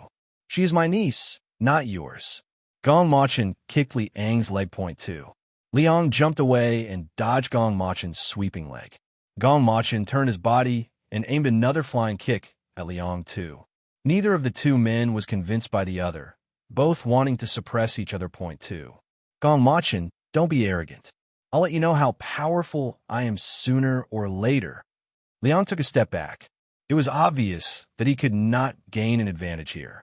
He was smart enough to stop and leave. Point 2.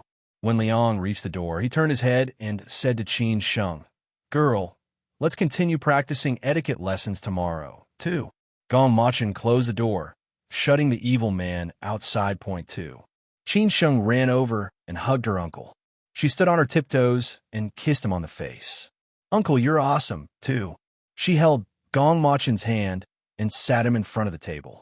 She sat on the man's lap and scooped up a piece of pudding with a spoon and brought it to his mouth. Uncle, this is for you, too. Gong Machin frowned. You eat first. I'll eat after, too. No, I want you to eat. Qin Sheng leaned on the man's body and insisted that her uncle should eat first. Point 2. But I want to see you eat. Gong Machin coaxed the girl. He didn't dare to use her spoon because he was afraid that his saliva would stain the spoon. Point 2.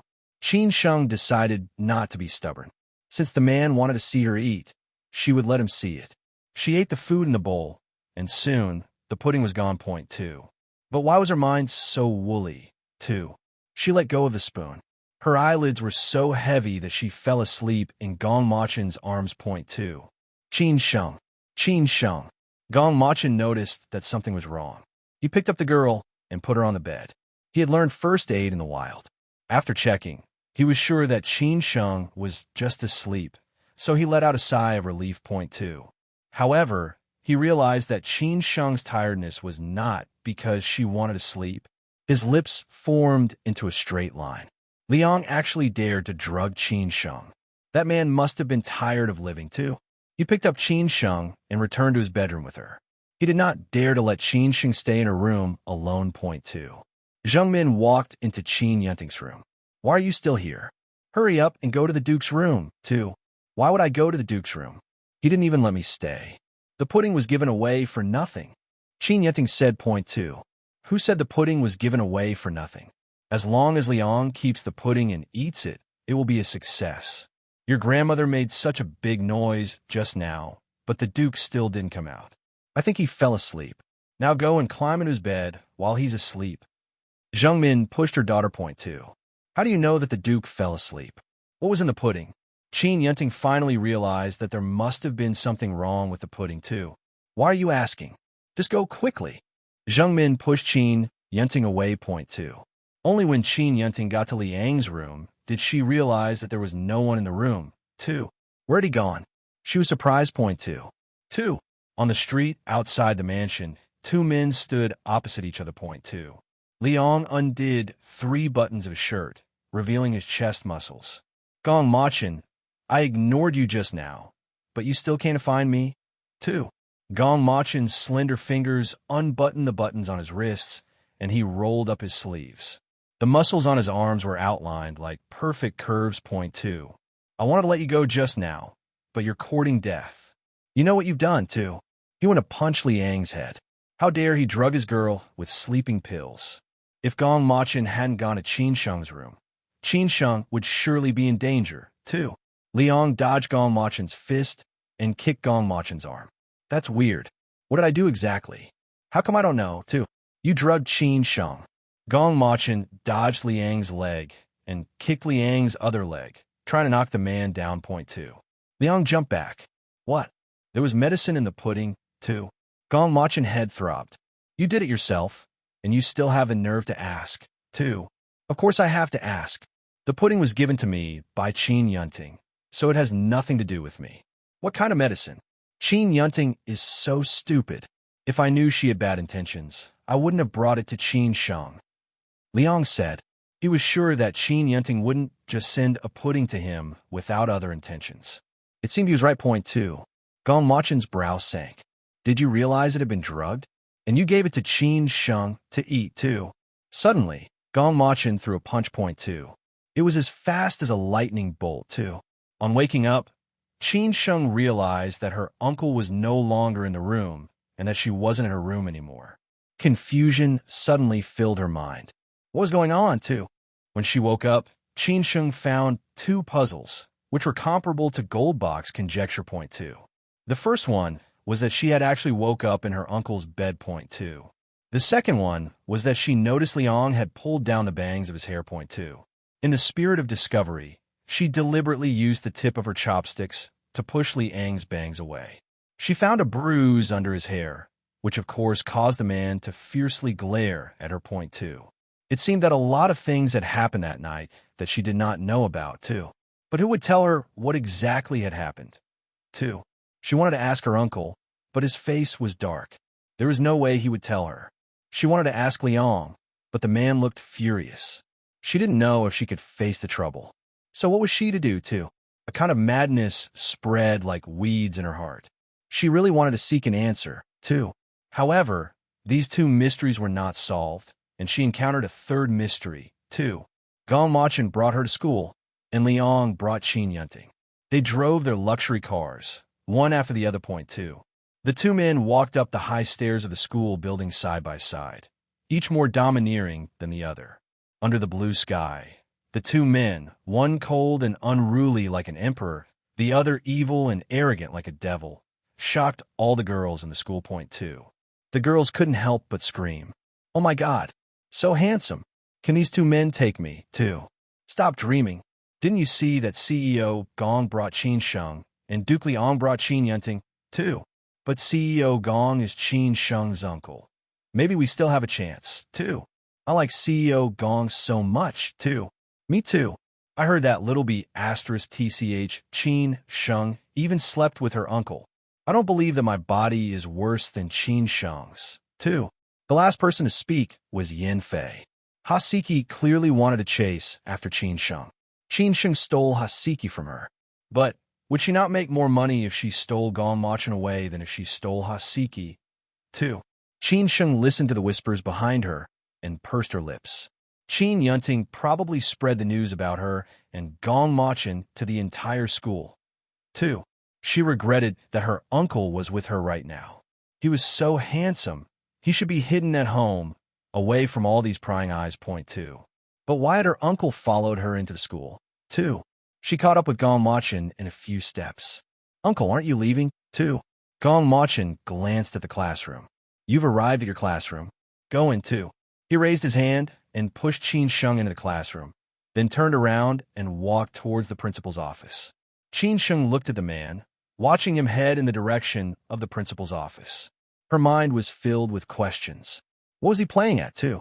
She heard the school's broadcast informing her that the lesson, court etiquette, had been changed to a social practice this week. They were to be divided into small groups to investigate the relationship between education and salary. After that, they would do a public welfare program advocating that knowledge was important to the economy, and that therefore, knowledge was PowerPoint too. Qin Sheng's lips curved up. It seemed that her uncle had one, and Liang wasn't going to be able to use the court etiquette lesson to cause trouble for her. He could dream on too. When the lesson's tasks were given out, choosing which company to go to became a difficult problem, because all the girls were fighting to go to Gong Machin's company to do an investigation point too. They couldn't all go to the same company to do an investigation. Hasiki had no choice but to let the girls go to Gong Machin's company, while the boys went to find another company to do an investigation point too. The morning lesson had caused trouble for all the girls. It was not easy for them to make it to the end of the class.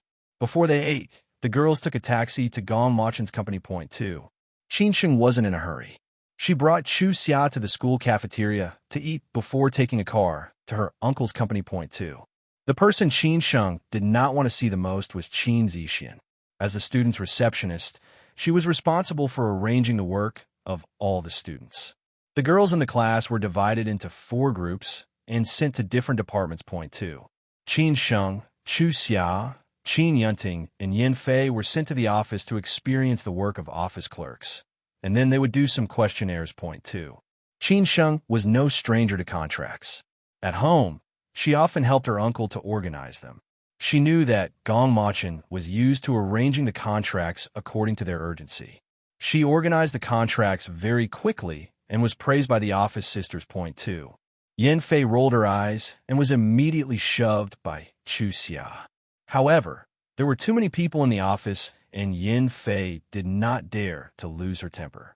She gave Qin Yunting a look point too. Qin Yunting was the person in charge of the team. She immediately understood the look and arranged for Chu Xia to make photocopies of the documents. The task of delivering the contracts fell to Yin Fei and Qin Sheng point too. Yin Fei rushed to the CEO's office with a stack of contracts in her arms. She wanted Gong Machin to see her. She pulled down her school uniform dress, revealing her large cleavage point too. The man in the office sat behind the boss's desk and glared at Yin Fei. His thin lips were slightly pursed, making her legs go soft just from looking at them point too. President Gong, this is the contract that I've sorted out. Please approve it. Her voice couldn't help but tremble. Even if this man didn't say anything, his innate domineering aura could make people shudder point too. Gong Machin's brows sank. What contract is it too? Yin Fei was stumped by the question. How did she know what the contract was?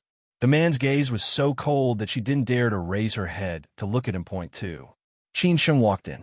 The contract in Yin Fei's hand is a cross-border contract. I have a few contracts from the neighboring nation. This blue contract is urgent. I need it for a meeting with the South African foreign guests later, too. Qin Sheng walked over and took out the blue contract and handed it to Gong Machin point too. Gong Machin wrapped Qin Sheng in his arms and allowed Qin Sheng to open the contract for him to see. His pen circled the contract here and there point too. In the blink of an eye, the man finished annotating the contract. He patted Qin Sheng's buttocks and said, reprint 3 copies of the revised contract and send them to the meeting room. 2. Yin Fei was furious at the way the man doted on Qin Sheng.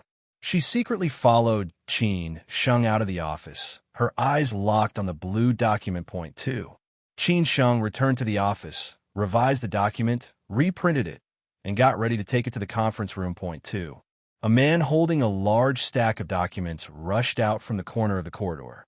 He was so fast that he bumped into Qin Sheng point too. Qin Sheng was knocked back, and the documents in her hands fell to the ground point too. Sorry, I walked too fast. Sorry. Here are your documents. The man apologized quickly, picked up the 3 blue documents, and handed them back to Qin Sheng. Point 2. Qin Sheng took the contract, straightening her posture. It's okay. Be careful when you walk. 2. The man had already apologized, and she did not fall, so there was no point dwelling on the matter. She took the contract and continued to walk towards the meeting room. Point 2. In the meeting room, Qin Sheng placed the documents in front of Gong Machin and the 2 South African foreign guests. Just as she was about to leave, the foreign guests threw the contract on the table angrily. CEO Gong, this is the contract you prepared for us? I didn't know CEO Gong discriminated against my country so much. It's simply an insult. I don't think we need to continue talking. I'm going to the Ministry of Foreign Affairs to sue you.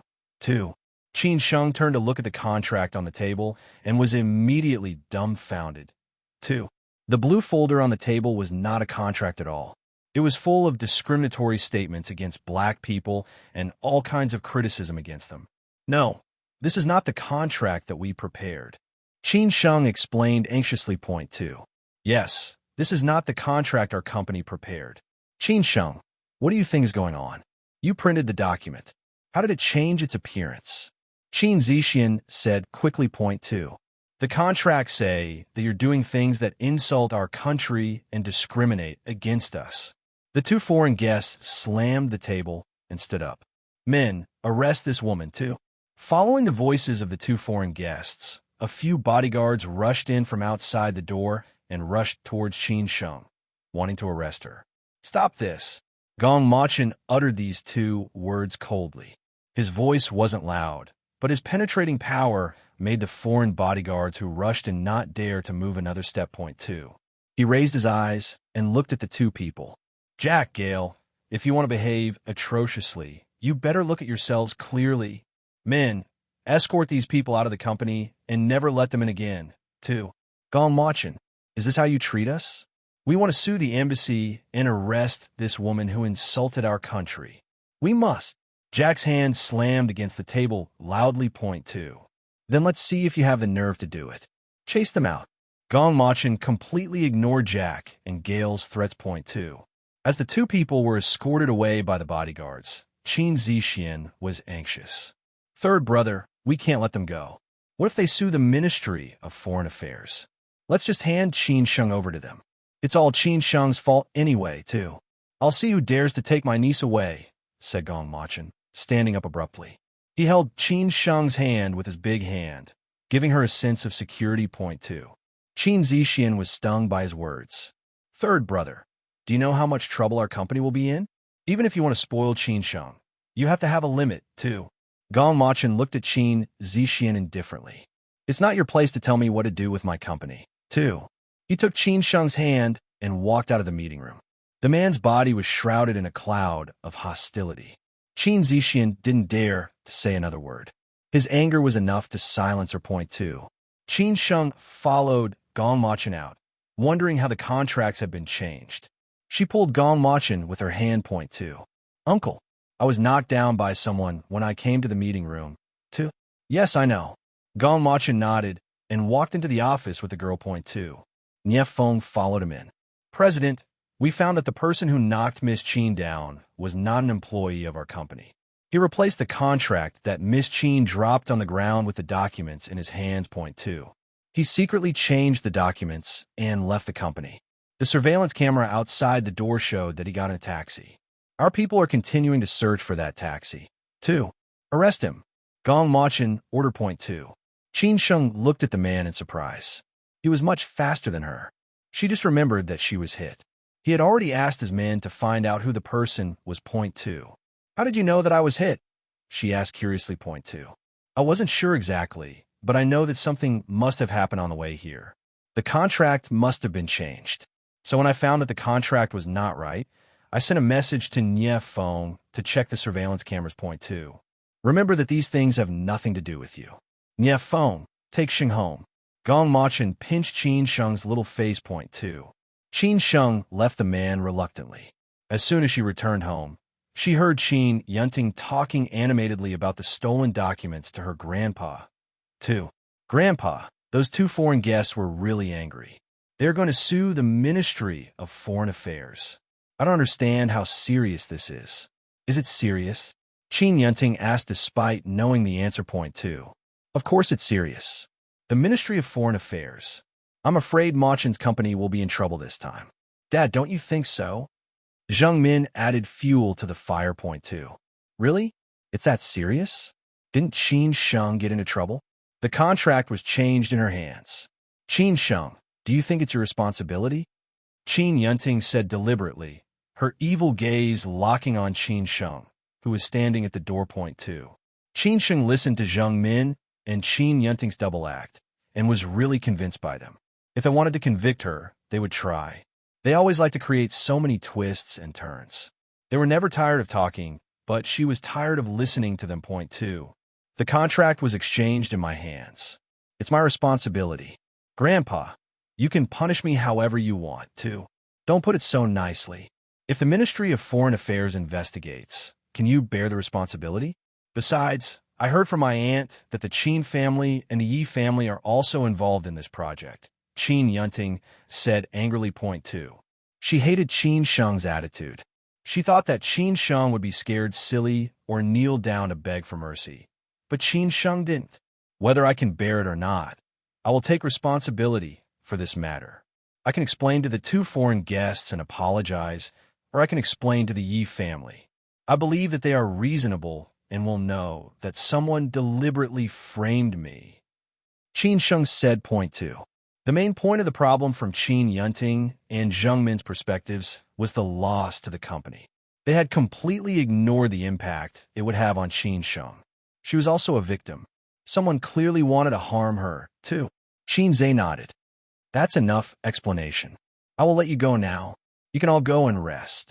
Zheng Min, ask your brother to help pay attention to the news. If you can suppress this matter, don't report it, too. Yes, Dad. I will call my brother right away. Zheng Min quickly agreed point two.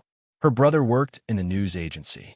Although he was not powerful, he was a news person who could at least influence the powerful, too. Qin Sheng returned to her room. Zheng Min and Qin Yunting did not return to their rooms. Instead, they went to Hefun's room point two. Grandma, why do I feel that Grandpa is favoring Qin Sheng more and more? Grandpa didn't even say a word about Qin Sheng.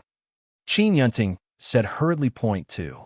Yes, Dad also asked my brother to suppress the news and not let the report come out, too. Hefun frowned. Why don't you ask your brother to quickly publish the news instead? Too. Is that okay? Our Qin family is also involved in this project. Zheng Min asked point two. The Qin family is involved, not you. We don't know who in the Qin family will inherit the family business. If we don't get rid of Qin Sheng, do you dare guarantee that all of this will belong to Zirwei in the future? Hefun asked point two. Qin Zirwei was her son and Qin Yunting's father. Qin Zirwei was the only son left when Qin Sheng's father died, but the master hadn't written a will that didn't give all of his assets to Qin Zirwei. How could Hefun not be worried, too? Zheng Min finally understood the meaning behind Hefun's words. She quickly called her brother, but she didn't ask her brother to suppress the news. Instead, she asked him to quickly stir it up, too. Qin Sheng lay on the bed and looked at her phone. This matter seemed to have really blown up. Gong Machin's company had already held a press conference. It seemed that she had caused too much trouble for her uncle this time. 2. An unfamiliar phone call flashed on her phone. Are you looking for the person who stole your documents? 2. I am. Who are you? Do you know who changed the documents? Qin Sheng asked anxiously. If she could find the person who changed the documents, she and her uncle would be free of trouble too. Hello. Hello. But she didn't hear the voice on the phone again. The other person had already hung up point two.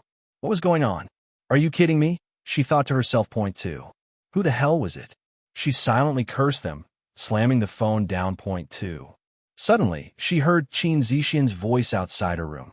Obviously, Gong Machin and Qin Zixian had returned, too. She ran out hurriedly and felt that the air in the living room downstairs was tense point two. Dad, it's not that I'm ruthless as an aunt. This matter has too many consequences. Now, the Ministry of Foreign Affairs has contacted us to send Qin Sheng away. After all, this is related to the diplomacy of two countries. We can't affect international relations for our own selfish interests. Don't you think so? Qin Zixian put on a saint-like expression. She clearly wanted Qin Sheng to go to hell. 2. Qin Sheng walked into the living room. She heard Qin Zixian's words clearly. It was clear that her aunt wanted the police to arrest her. Point 2. No one is to touch Qin Sheng, Gong Machin said coldly, clearly enunciating each word. Point 2. Third brother, if you handed Qin Sheng over to those two people just now, our company wouldn't be in trouble. Dad, say something. Don't let third brother destroy his company.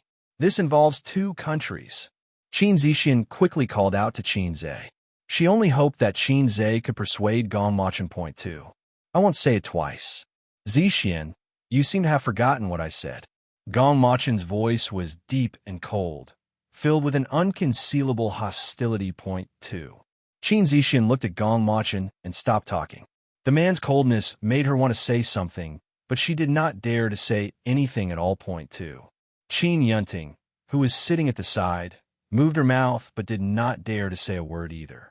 She had never seen her uncle's face so cold before. It made her heart tremble. Point 2. Everyone looked at Qin Zhe, only to see if he could persuade Gong Machin. Point 2. I'll go with the people from the Ministry of Foreign Affairs. 2. Qin Sheng's words rushed into the living room, surprising everyone. No one would have thought that she would seek her own punishment. 2. At least you have a conscience. Otherwise, you will really ruin my uncle. Qin Yunting sneered. Point 2. Qin Sheng, go back to your room. Gong Machin ordered. Point 2. Uncle, I was not careful enough, so someone changed the document. I want to go to the Ministry of Foreign Affairs to explain it clearly. Qin Sheng said loudly. Point 2. She didn't do anything wrong. She had been framed. She didn't believe that those people would be unreasonable. Point 2. You dare to disobey me? Go back to your room. Gong Machin's face turned colder on Qin Sheng, which was rare. Point 2. The servants outside ran in. Master, there's so many people in uniform outside. They said they're from the Ministry of Foreign Affairs. 2. Everyone's eyes widened. Worry, panic, and hysteria building in the room. Point 2. Qin Sheng didn't dare to talk to her uncle anymore. The man looked like he wanted to whip her into obedience. Grandpa, I can go and explain, she repeated. Point 2. Gong Machin's hand patted the armrest of the sofa. Point 2. Qin Zhe looked at Gong Machin. Have you thought about it too? Gong Machin replied to Qin Zhe with one word, yes. 2. Qin Zhe nodded. Okay, then we'll do as you say. Qin Sheng, listen to your uncle. Someone, send Sheng back to her room. 2. Qin Sheng was surprised by Qin Zhe's words. Her grandfather actually had to look at her uncle for clarification. This seemed too unbelievable, but she really didn't want to cause more trouble for her uncle. Point 2. Not only was Qin Sheng surprised, but everyone in the room was also stunned. No one had expected such an outcome. Point 2. Qin Zhe stood up and waved a hand, signaling everyone to return to their rooms. Point 2. Qin Zixian followed her father into the study. Dad, why didn't you stop third brother? 2. Qin Zhe snorted lightly and looked up at his daughter. Because I couldn't stop him. Zixian, do you understand? 2. Smart people are smart because they can distinguish between what they think, what they should do, and what they can do. If you understood, you wouldn't treat life like this. 2.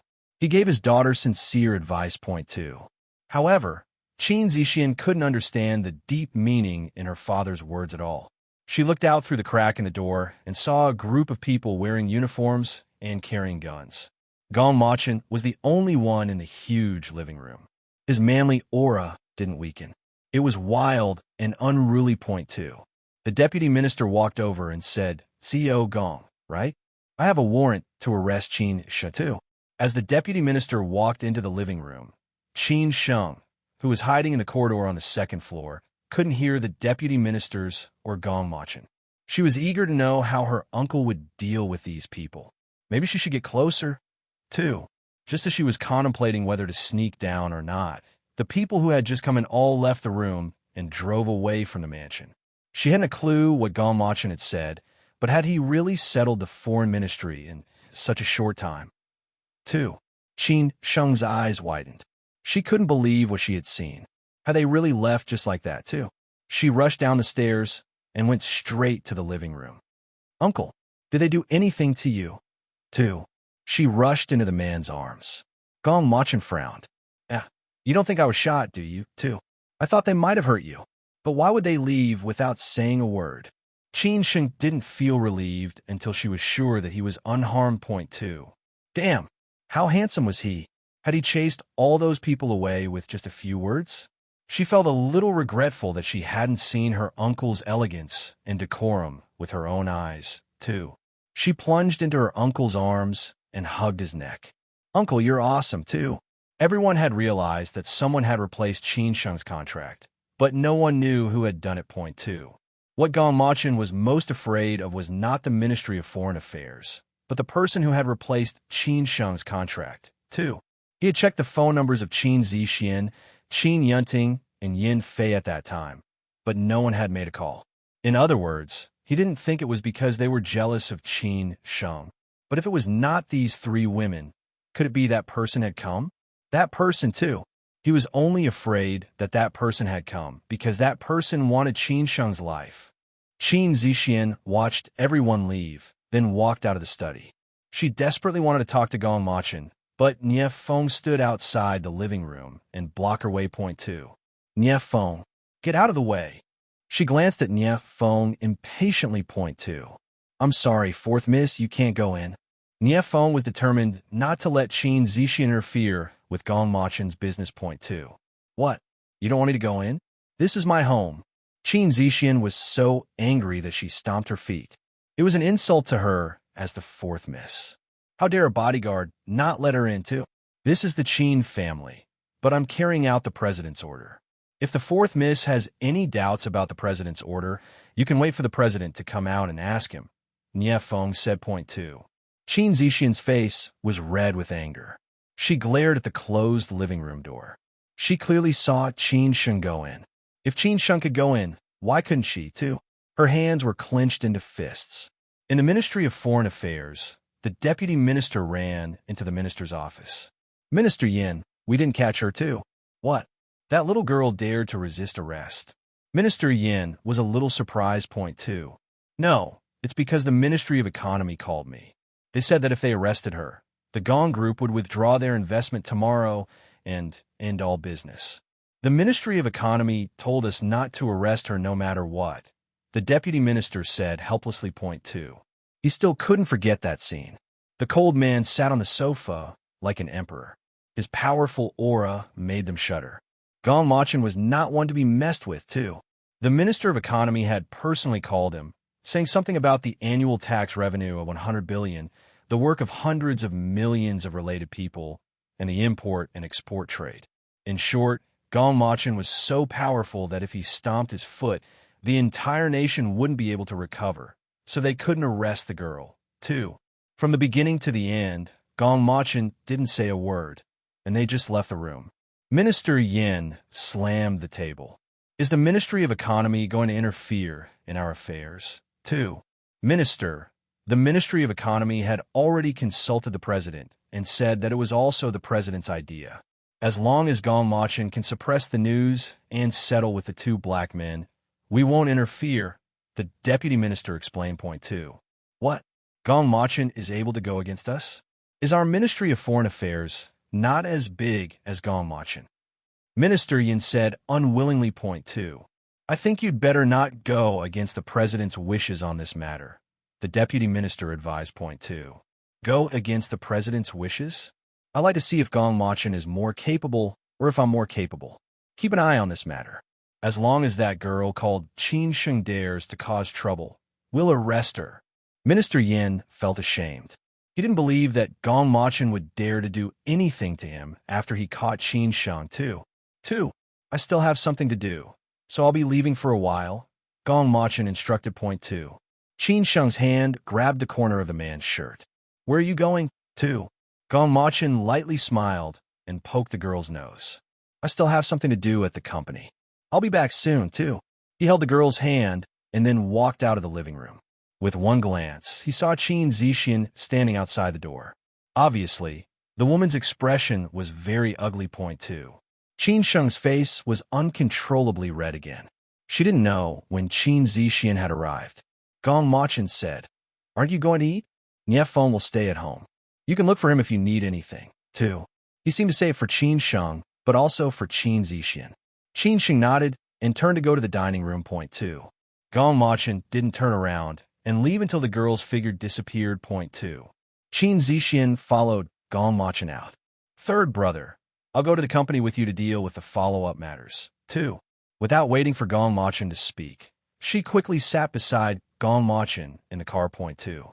"You don't have to go," Gong Machin said coldly. Point 2. Qin Zixian's face turned red. If it wasn't for the driver driving, she thought Gong Machin would probably throw her under the car. Point 2.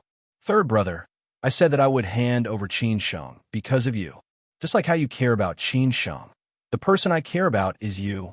You would rather destroy everything and protect Qin Sheng. I would also like to destroy everything and protect you, too. Do I have to thank you?" Gong Machin said in a distant tone. Point 2.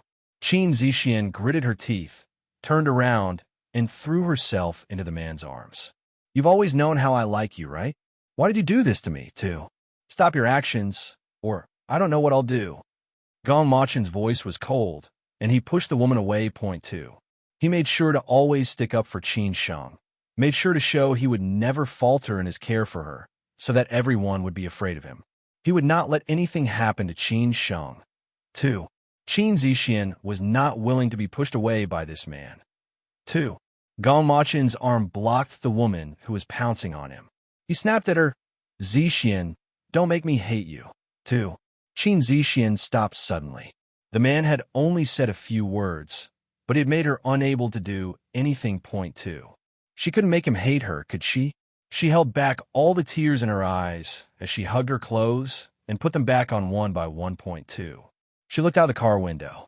Her eyelashes fluttered, and her tears rolled down like broken beads. The glass window reflected the image of the man behind her. His deep eyes seemed to be looking through her, as if she did not exist. Point 2. Qin Zixian felt that she had overestimated herself. She was still afraid that he would see her tears. However, it seemed like she was not a love interest for this man. Point 2. "Qin Sheng, I don't believe that I won't be able to get this man's heart. Just you wait. I won't give up," she thought to herself, suddenly becoming determined. Point 2. She cursed Qin Sheng with all her heart. Point 2. 2. In the dining room, Qin Sheng sneezed twice. She covered her mouth and nose with her hand. Her nose was filled with the residual smell of Gong Machin's hand, and her face couldn't help but turn red again. Point 2. "What are you thinking about? You just gone red." Liang sat beside Qin Sheng. Point 2. He picked up the abalone and honey plum meat on the table and put them into the girl's bowl.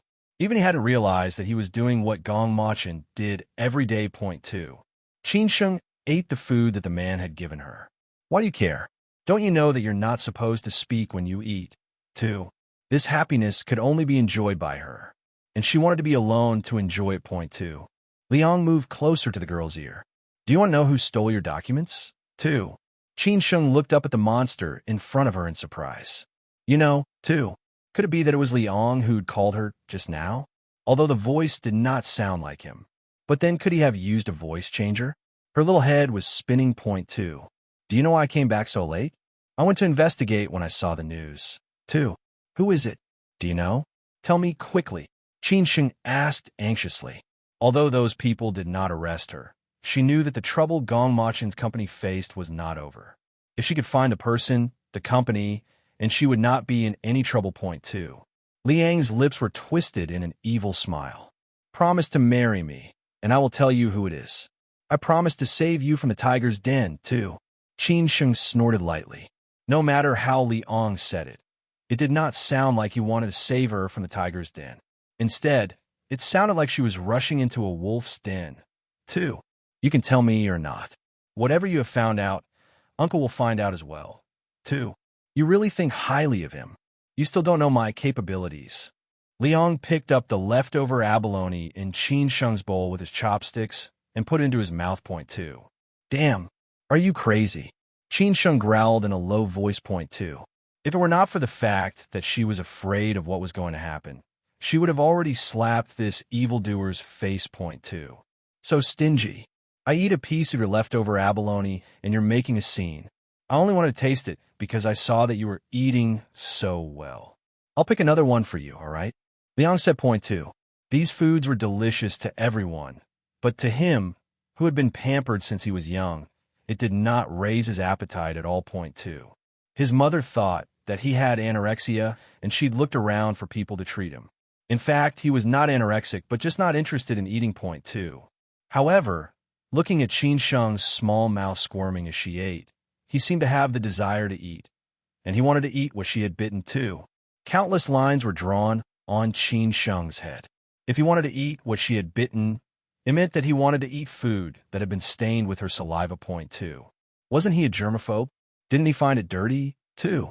She silently recited all kinds of insults and curse words in her heart.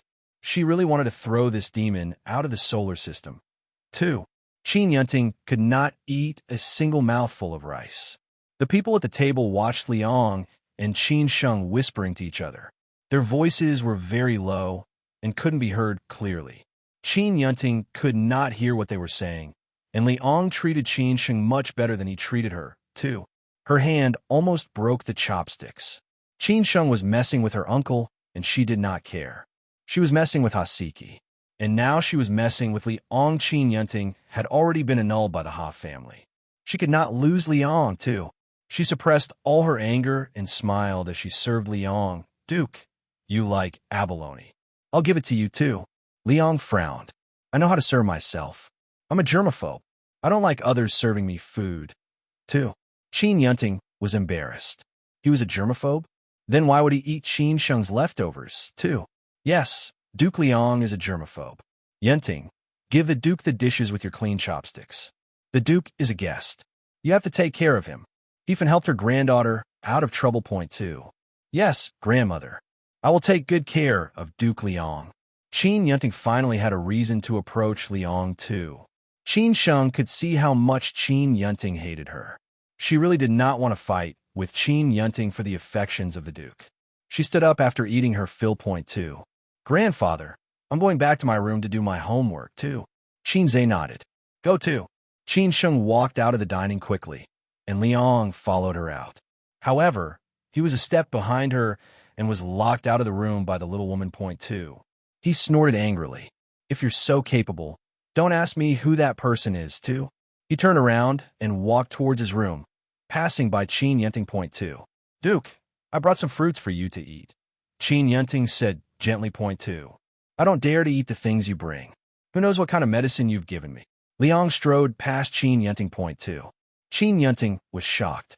She went to Liang's room that day and couldn't find him. She had thought that the medicine was ineffective, but she didn't expect Liang to know about it point two. Duke, what did you say? I don't understand. Of course, she couldn't admit to what she'd done point two. Liang stopped and turned to look at Qin Yunting. Although Qin Sheng has a bad temper, she doesn't lie. Qin Yunting, if you dare to drug me, you should know the consequences too.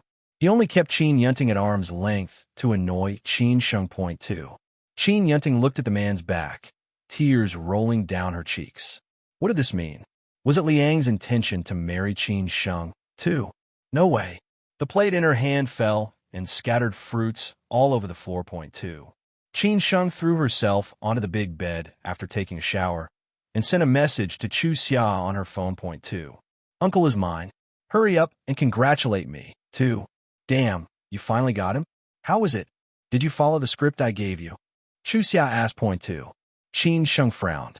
Chu Xia's words were too explicit, too. She broke out in a cold sweat. Uncle is mine, but I haven't done that yet, too. Damn, what are you guys playing it then? Chu Xia was clearly confused point two. He's mine, and soon I'll be his too. Qin Sheng sent a smirk emoji point two. Well, I hope you get to sleep with him soon. By the way, did you catch the person who stole your documents? I remember someone, maybe it was her.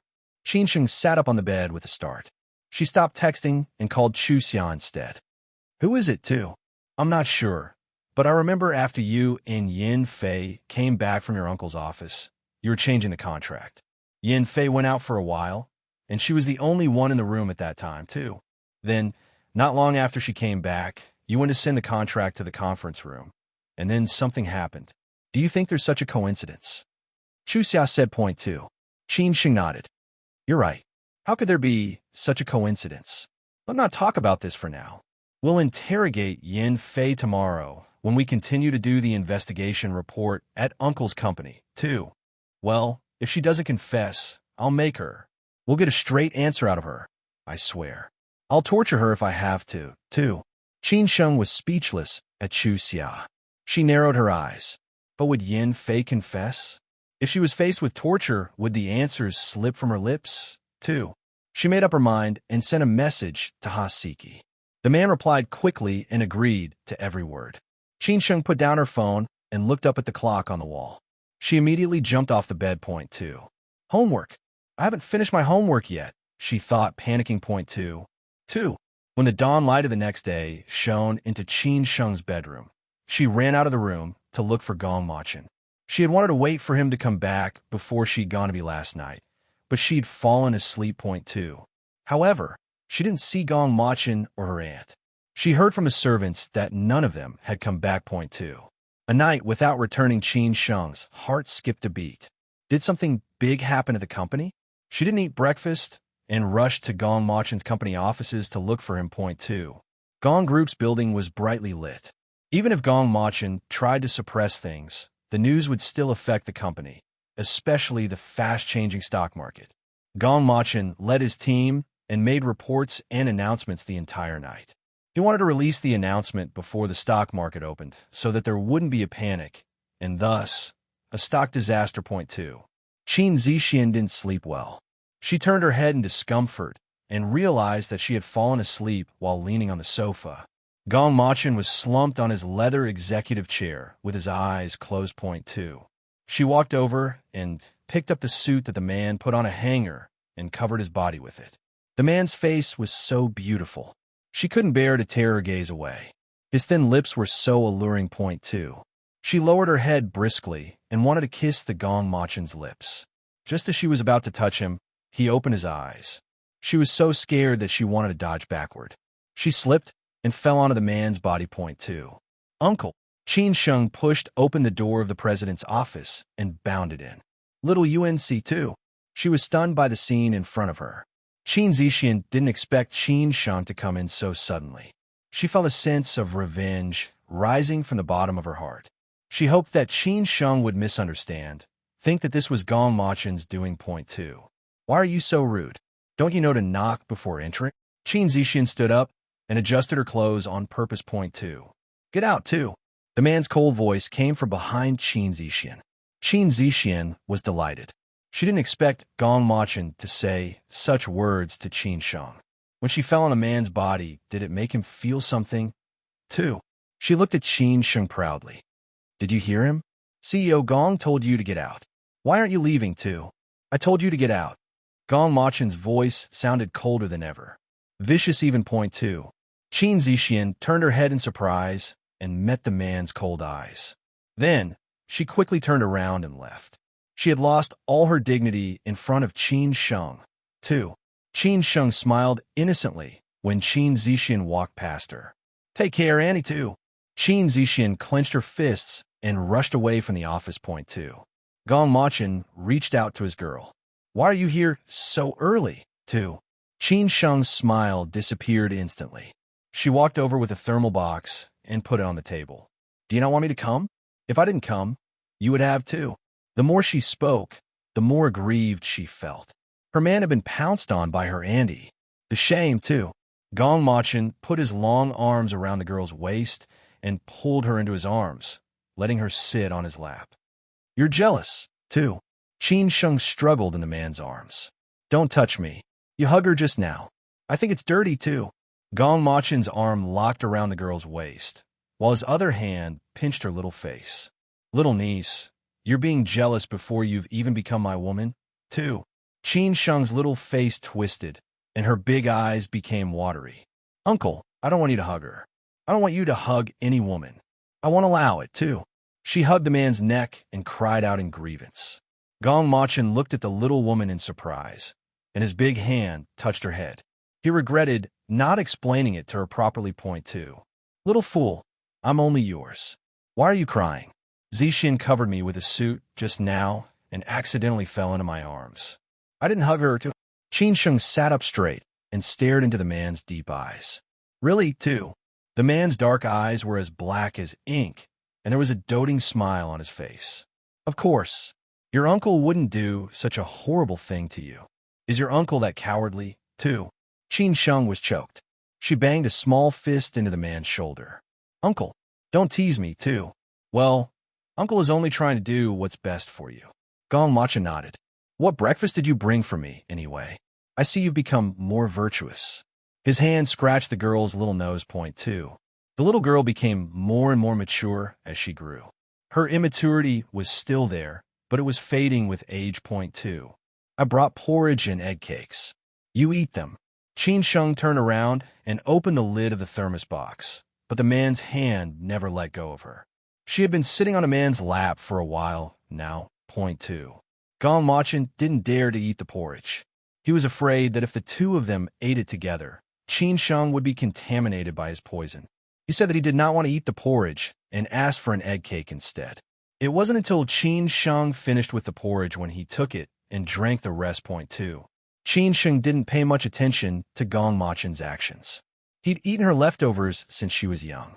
The scene was all too familiar to her, point 2. When it was time to go to work, Qin Sheng walked out of Gong Machin's office. She still wanted to catch Yin Fei, too.